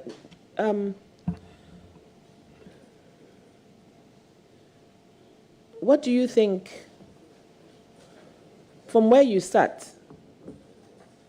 from the videos I saw, you were sitting at from the middle to the north end of the table. What do you think, from where you sat, could have triggered this scenario? Was it misunderstanding, not intolerance, or what could have triggered it? Thank you very much, Chair. I sat right where my handbag is right now, and the clerk to the committee sat to my right. I think that fellow feeling, mutual respect for one another, and the office, and this office, could have averted all that happened, if that answers your question. Okay, since members do not have more questions for you, let me find out. Oh, you have a question. Okay, let me ask my question, then I'll allow you. What were you doing here on that day? You are not a member of the committee. What were you doing here?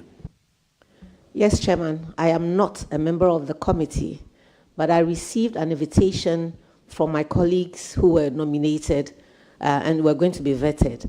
Specifically, Honorable Samuel Okudzeto Ablakwa and Honorable Samuel Jatta George, and I obliged to attend to them. Thank you. Honorable Bede. Honorable Chairman. Mr. Chairman,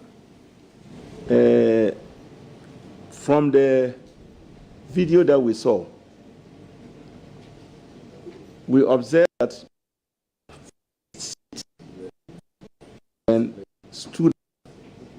stood up. What did you intend to do? You stood up.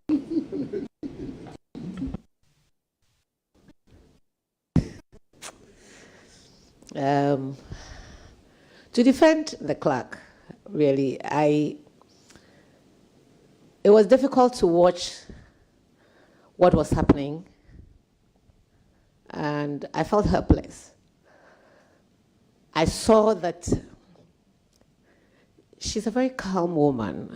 I asked her, can you hear my side asking you to swear in Honorable Akando? And she calmly, with poise and finesse, said, the clerk to Parliament is in the room. I take instructions from him, not from you. And I thought, but, sorry. It was really hard to watch. I'm sorry. Just a follow-up. So your action was not to participate what was going on? Mr. Chairman, I'm a member of Parliament and lucky to be, or blessed to be, the Minister for Tourism, Culture and Creative Arts. I am standing on the shoulders of all women who have fought, including the amazing Haji Aladi who is sitting at this table, to dare to be who I am today. And it was hard for me to watch another woman who had also worked hard and was here in her capacity as a representative of Parliament, being virtually lynched by a man who should know better. I impulsively just stood up to ask him, what are you going to do? Because he kept saying, I will deal with you.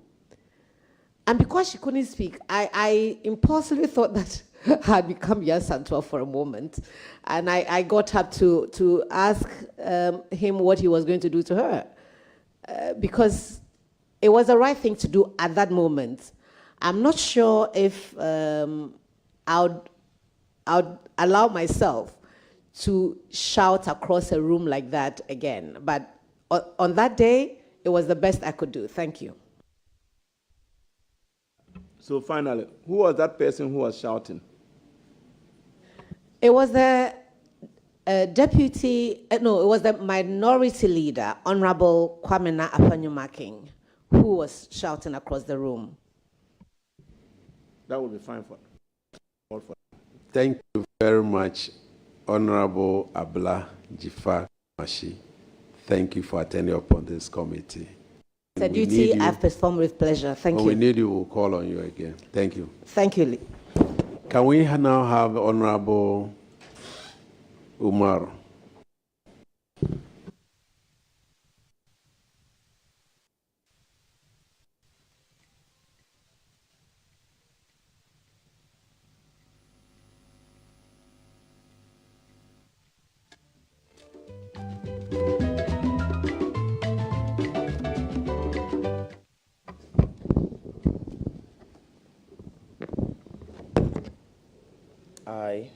I, Al-Hassan Umar, swear by the Almighty Allah swear by the Almighty Allah that the evidence I shall give before this committee that the evidence I shall give before this committee touching the matter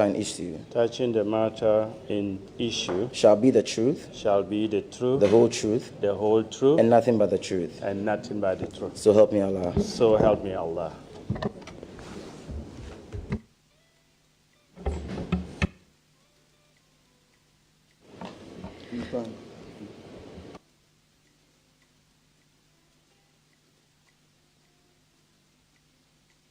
Thank you, Honourable, for responding to the invitation of the committee. The chairman has just stepped out briefly and has asked me to hold the space. If you could just kindly introduce yourself first and foremost, and then proceed to just let us know where you were on the day. And I believe you saw the video, and just to confirm whether you were the person we identified in the video. Thank you. Thank you, Chair. My name is Al-Hassan Umar, MP for Zabzugu. I also a member of the appointment committee. I was seated where the clerk is, next to Haji Aladi. I think I observed all the proceedings to the end. And if you watch the video, you'll see me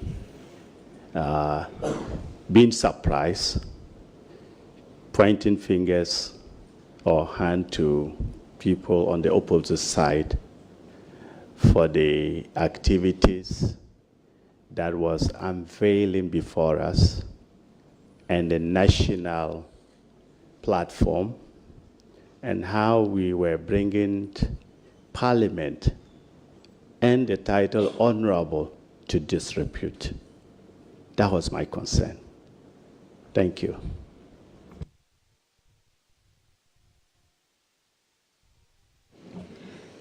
Miss, any questions?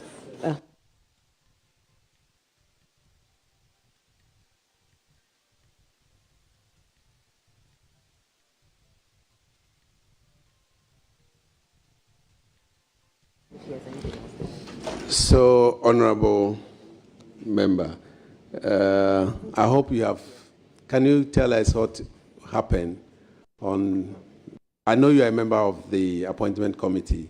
Can you just brief us briefly? Because the cameras are needed in the chamber now. And so after two of you, the rest, we will do it without the cameras because we have to go to the... Thank you, Chairman. Thank you. On that day, which happened, which was Thursday, standing on the account of Chairman, who is also the first Deputy Speaker, we had preempted the Wednesday vetting. And so we had a backlog of nominees that had to be vetted. Arrival, we entered the hall, the committee hall, to do the vetting at 10. Whilst we were here, our colleagues, the minority chief whip came and said, no, we cannot have the vetting go on. We needed to go into conclave to meet. So we followed them up to the committee room adjacent to this place. And when we look at the list, they said no. They are going to do 4, and a candle will be included. But we said, look, we didn't do we preempted Wednesday, and so those backlog, if we are able to finish the 4 early, then we could add some of them, and so that the overflow would be sent to Friday. And that was the agreement. Now, still the chief whip, Honorable Anudampra, was heard still yelling and not agreeing. So when we entered the hall, when we came back to the committee to start, we had finished the last person, that was transport. And the chairman asked Honorable Akando to take his seat. And when Honorable Akando came to take his seat, the minority leader stood up and said he would not agree. The chief whip of the minority got up and was banging the table. Then the non-members of the committee but belonging to minority flocked in their numbers and started disrupting the tables, pulled the tables as well as the microphones. And when chairman said the clerk should read the oath and allow the nominee to take the oath, then the opponents, that is Honorable Anudampra and Co., started to, they put on their mics. And so there was no way any mic could work again. And that brought it to a... Sorry, they are not opponents. They are the minority. Thank you, Chairman, for the guidance. And so they were not still satisfied. All what we saw was that one of them, the deputy minority whip, came to the nominee to prevent him from taking his oath. If you watch the video, you see him. And so we were surprised. And that was when the scaffold continued. Can you give us the name of the whip who went to prevent Honorable Akanda from taking his oath? Honorable Ahmed Shaib, who came here, and if you watch the video, you'll see him. Jerry Shaibo. I think it's Jerry Shaibo, MP for Wager. Okay, MP for Wager. So they came to prevent him, and so the nominee also, supporters and sympathizers, prevented him, and so there was scuffle. Then there was this MP, a non-member of the committee, but I believe one of the people called in to fight. Former Deputy Minister for Trade. I was just seated across. And he pulled the second text at that time. As Honorable Michael Autry Befi. Exactly, I don't know his name. Okay. Well. And so he pulled the table, widening the space, as Honorable Anundum Pre and Co. had also pulled the first table. So the space started widening. And so everything started, even at the time we had some cups of coffee, everything started dismantling. So you could see that our colleagues who were still in the house also came to help, rearrange the tables. And that was when the scaffold went out of hand. And so it led to one of the tables, the first table, I saw it going up and coming down with 2 legs. Okay, colleagues, we've all watched the video. It looks like he has just informed the House exactly what we saw. And so if you have any question, quick one, so that I can take the next witness. Thank you, Chairman. My colleague, Member of Parliament for where? Zabzugu. I just want to find out, after the minority brought in some members, some of them were members of Parliament, but were not members of the committee. We could also see some of our members who were also not members of the appointment committee. They also came in. Would you tell us that their presence helped or it also exacerbated the problem?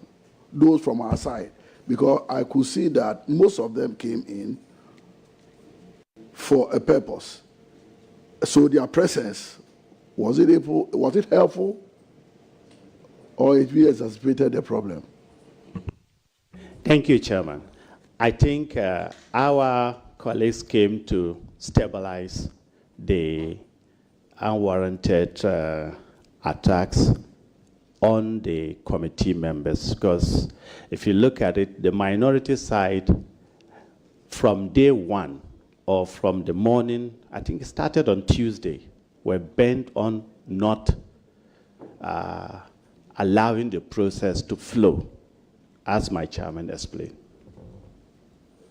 Yeah, I heard earlier that those MPs were called in by the leadership of the minority caucus. Did you also hear anything from the majority side that they should also try to mobilize to stabilize the situation? Did you also hear anything like that? No, I did not hear anything from my chief whip or any member of the majority side. Maybe our colleagues saw it on the TV in their rooms, so they decided to come. Did you also observe that apart from the members of Parliament, we had someone who wasn't a member also involved? And I think he was also helping to stabilize the situation or exacerbate the problem. He wasn't a member of Parliament, but he also came on board. Did you realize that? No, I'm one of the Asha returns, so a lot of the first-timers and also who came after me, I'm still trying to get to know them. Okay. Any more questions? Okay. Thank you very much, Honorable Alhassan Umar we thank you for attending upon this committee. If we need you again, we'll call on you. Thank you. You are discharged. Can we call Honorable Emmanuel Kofi Ntekunu? You were here when we showed the video. Okay.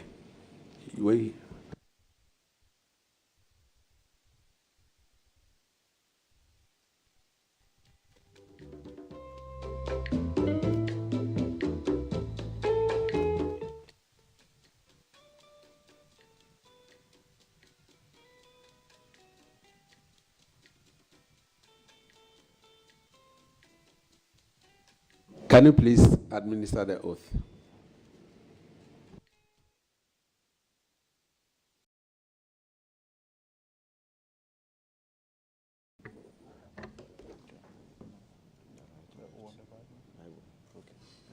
So we start.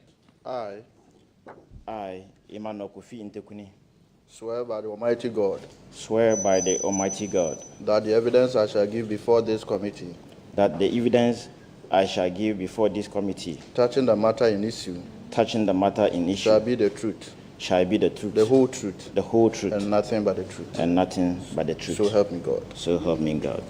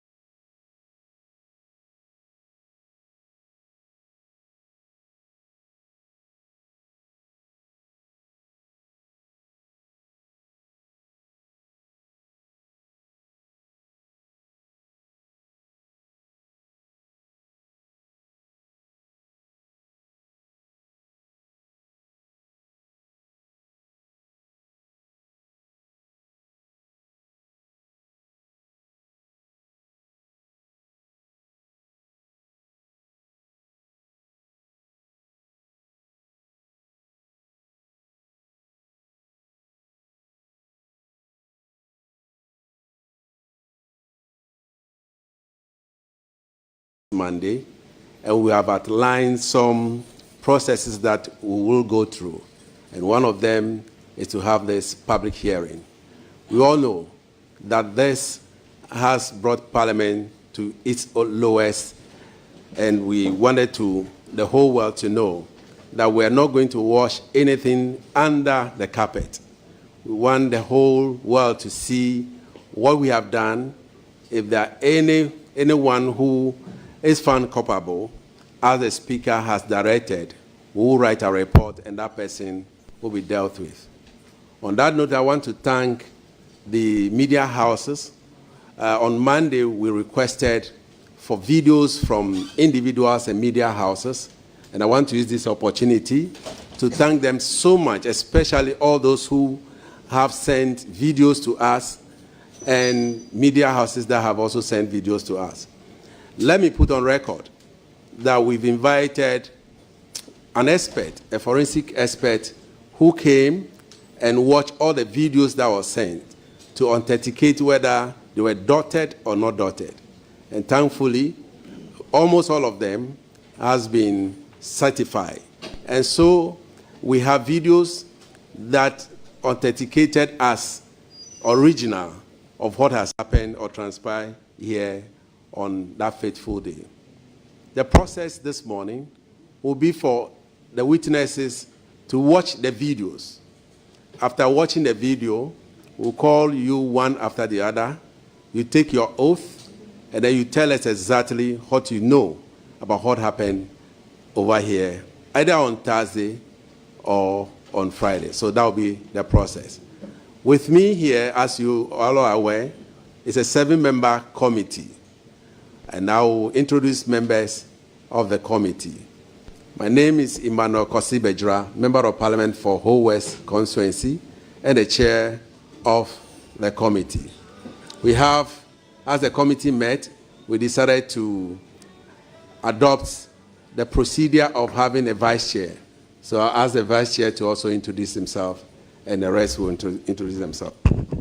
My name is Kwame Anyimedwenchi, Member of Parliament for Santashim Central.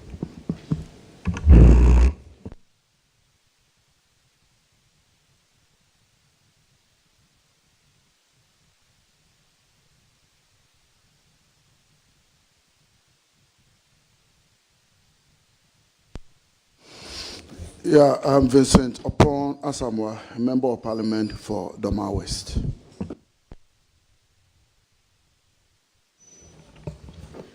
Zarato Ajaman Rawlings, Member of Parliament, Clote Kole constituency. Gisela Tatiagbutu, Member of Parliament for Awutu Senya West. Thank you. Good morning. We are left with our sister, Honorable. Beat and what has them? Member of Parliament for Laura and a member of this committee. Thank you.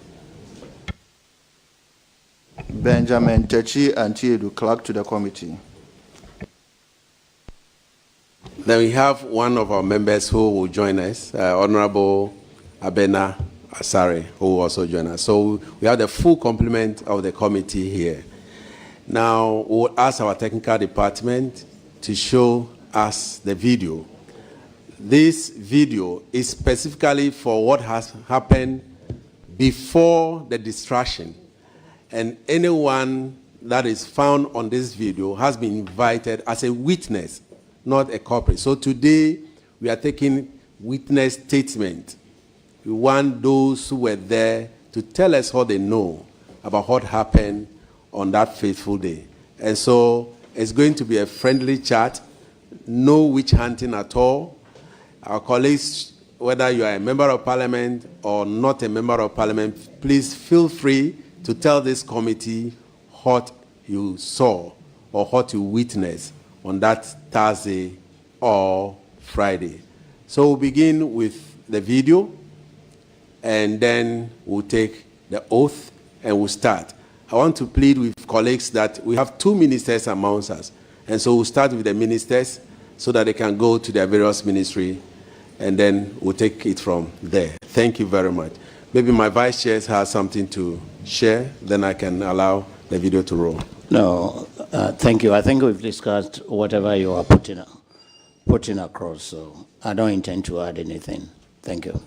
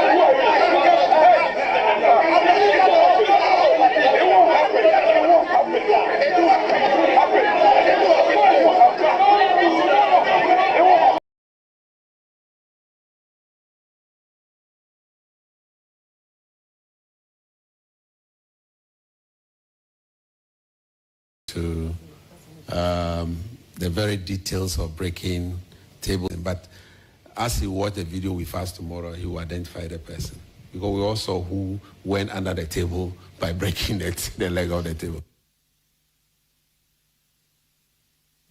Mr. Chair, Honorable Member, this is like a baptism of fire, isn't it?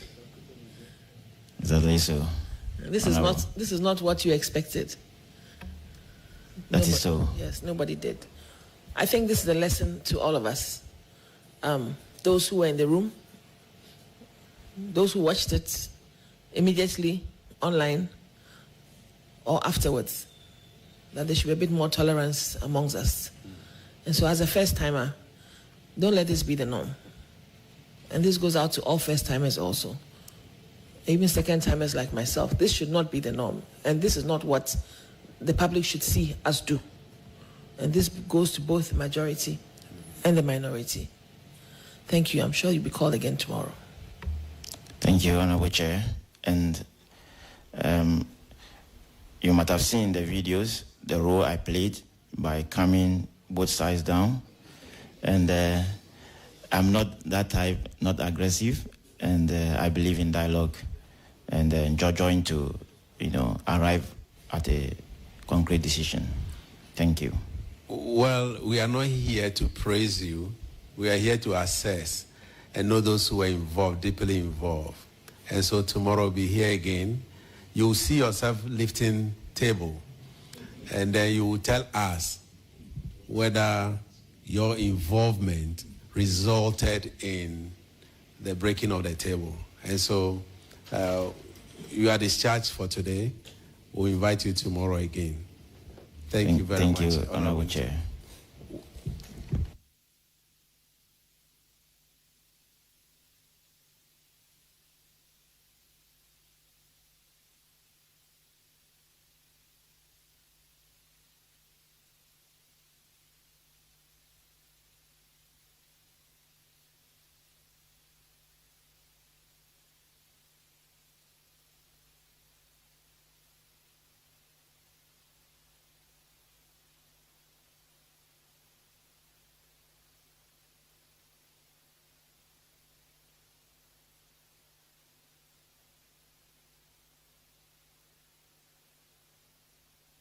We'll call the next witness, Honorable Gakpe.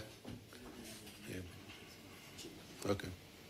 So whilst doing that, we will ask the cameras for the Parliament. We can go to Parliament chambers now, but we'll continue with the witness, taking the witness statement. Thank you.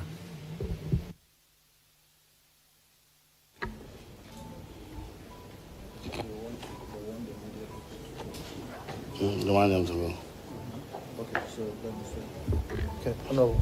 So I, Kwame Jijoli Gakpe, swear by the Almighty God swear by the Almighty God that the evidence I shall give before this committee touching the matter in issue shall be the truth, the whole truth, and nothing but the truth. nothing but the truth. So help me God. So help me God.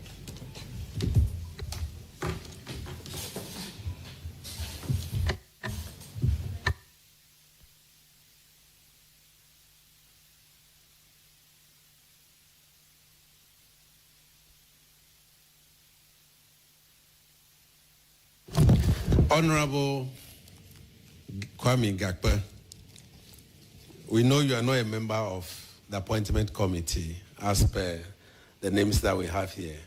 But on the 30th of January, we saw you in the video participating actively in the proceedings here. Can you tell us, this committee, what transpired and why were you involved in activities here on that fateful day? Thank you, Mr. Chair. Despite the fact that I'm not a permanent member, I came to the committee as a sector rep for Agric. So I was participating. And then, Mr. Chair, by our standing order, you can look at order 267-6. A member who is not a member of the committee may partake in the proceeding committee unless the House or committee concerned determines otherwise. But a member shall not vote or move any motion nor be part of any quorum. When you look at the same order 7, when you look at 2677, a person who is not a member of a committee may attend in camera meetings of a committee to approval of the committee. Mr. Chair, being a member of Parliament, I can participate in any committee meeting. It's only I don't have voting right as a member of Parliament. So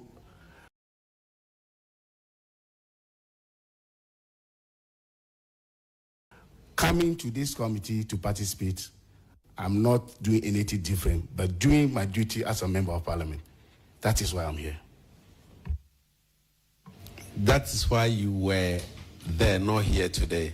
That's why you were there on the 30th. Because the committee meeting is here, that is why. Okay. So, Honorable Gakpe, what did you witness on that day? Because we saw you in the camera, we saw you in the video, actively involved in the process. The committee is more or less like I've been actively involved in participating in observing things in the committee. I don't miss any committee meeting because as part of the process we are learning. So I involve myself fully to learn and learn more, and so lend my support to my colleagues who have been designated as ministers of state. So I have a lot of friends. So when they are coming to vetting, I come to listen to them because it's a learning process. So I have participated in all meetings right from the beginning. But starting from Tuesday, I saw that on Tuesday, there was a disruption on Tuesday in the evening. On Wednesday too, the same thing happened. That is why the speaker of the minister designate for trade and then children and women affairs also were here. They were not able to vet them, and then there are a lot of chiefs and people were here. You can imagine you bring a lot of these chiefs who are prominent chiefs with your supporters, and you are not being vetted. It's put them. Some of them were so sad So based on that, Thursday, the Wednesday, the issue happened. I would say simply that the issue that happened is just a takeover. I see it as a coup, because if you have a committee who have membership and you have a quorum to proceed, you can proceed, but it's a takeover. Honorable member, just tell us what you saw, Yes, what so you witnessed on that day. I say what I witnessed is like a takeover. It's exactly what happened. Because if you are in a committee, you don't want to participate, you walk out. But disrupt the activities of the committee, where the committee have quorum to proceed. So it's a takeover. That's how I look at it. And then I saw that the truth of the matter is that Akando was a prosy. And that's what I'm saying. Because Honorable Akando was a prosy. The reason why I say it was prosy is because the moment Honorable Okuyato arrived and I ushered Honorable Okuyato to go and sit down, the majority leader came hard on me that I should stop what I'm doing. Why is the minority leader? That why? What am I that should stop that? And I say, so I can't usher in my own brother, offered him a seat to sit. Is it a crime? So to be truthful to you as a committee, Honorable Okuyato Blacko was the target, not Akando. Akando was just used as what? A prosy. The target, the whole thing focused on disruption. Everything that happened in the committee room is because of Honorable Okuyato Blacko.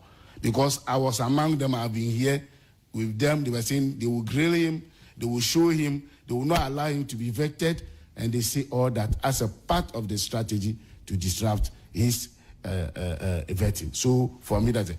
And then I heard a minority leader. Before this committee, I want to tell you on authority, I might be factual. The clerk was attacked and then was saying that he's a partisan clerk. And then why, if you swear in Akando, he will see, they will deal with him. To be truthful to this committee, the clerk in question, she's my direct auntie. And I'm a family to the clerk. So threat of such data also actually affect me, myself. When I was sitting down, my auntie was being vilified, partisan person, they would deal with him and all that in the full glare of the camera. Are you inciting your people against my family to be lynched or to be killed?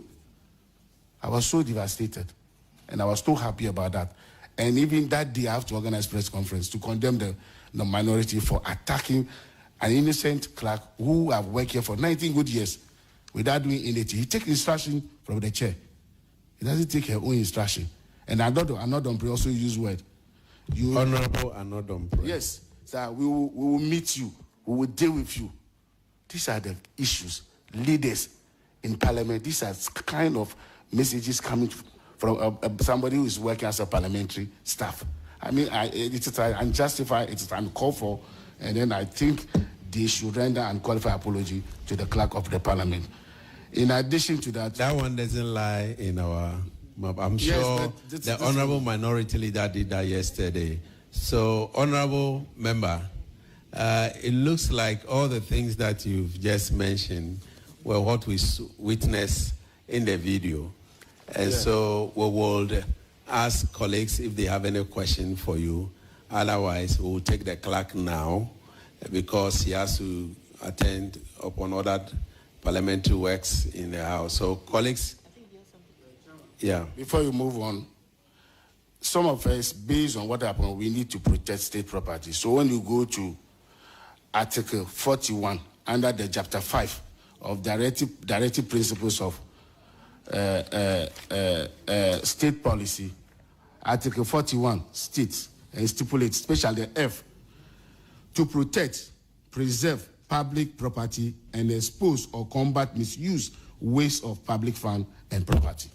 It is clearly stated. So we are here just to defend members of parliament, to defend the Constitution of Ghana. And exactly that's what we did.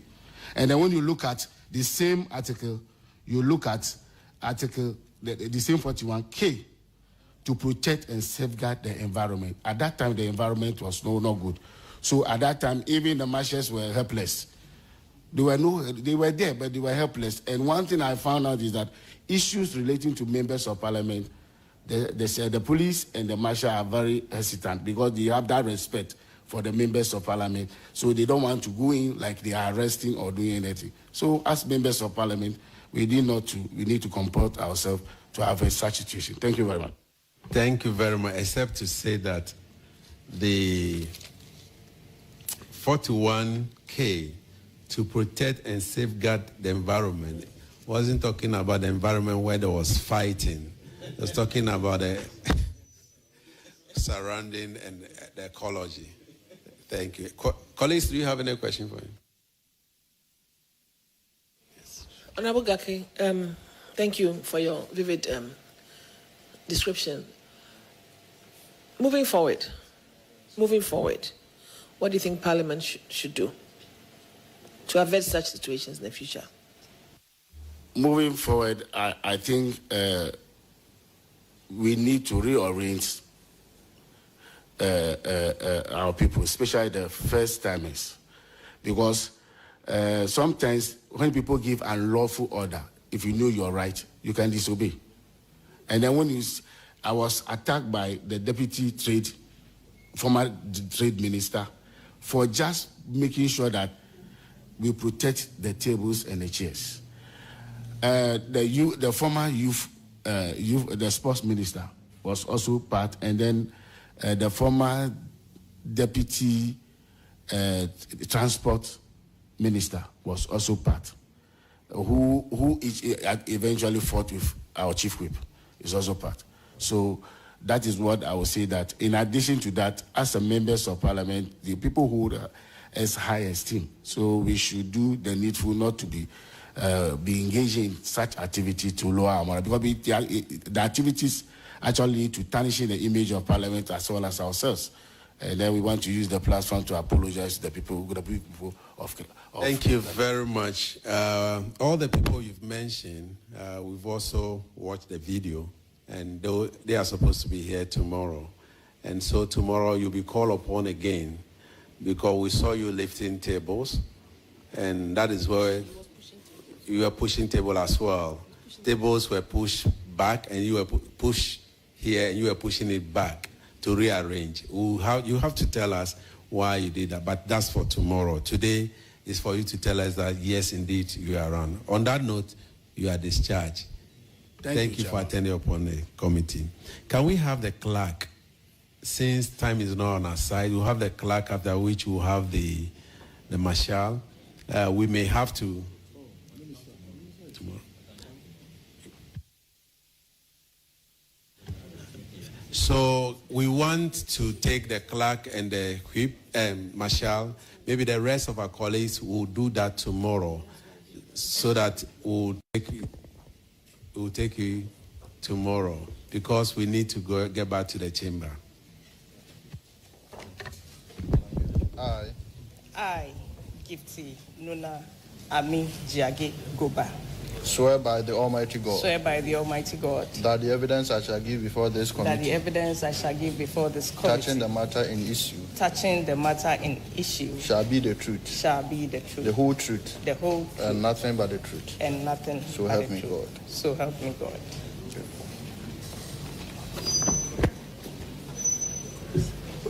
Thank you, Miss.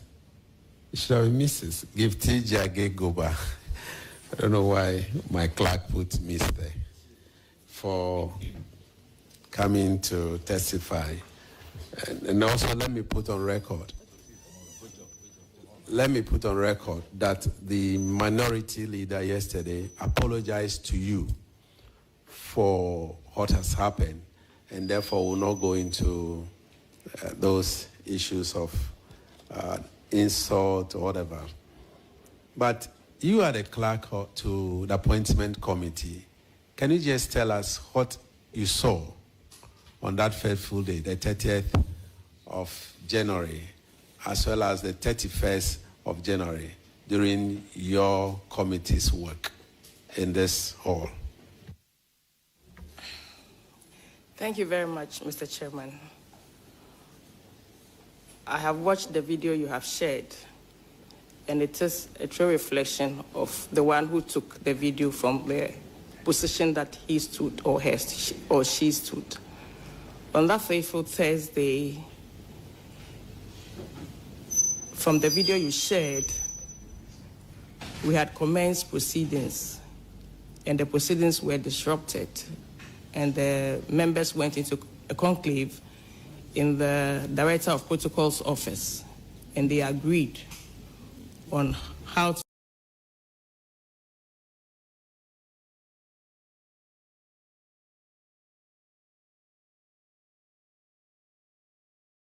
proceed. But before that, the committee went into a conclave, and so we started the proceedings. Someone else's mic. Yes. Sorry, I'm just trying to ascertain which chief whip, majority or minority chief whip? Minority, Honorable Anodompre. He sent text and voice notes in addition. So after the Honorable Nikpe was being taken, we realized that there was so much chaos going on, and as a clerk to the committee, it's my duty to keep order and make sure things are done properly. And it was brought to my attention that one of the doors has been ruptured, and because it was a glassware, I quickly informed the marshal about it. I thought within myself, as a clerk, you have your ears and your eyes, and you are watching, you could sense. So in my spirit, I wasn't feeling right.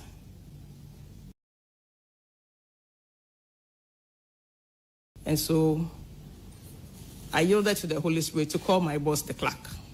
So I called the clerk, pleaded with him that wherever he is, he should please come to my aid, because what is happening is beyond my control. He indicated to me that he was at the send-off of the former clerk, and he's really in the tight corner, but looking at my pleading, he would try and come. Within a matter of 5 minutes, the clerk was here with his usher.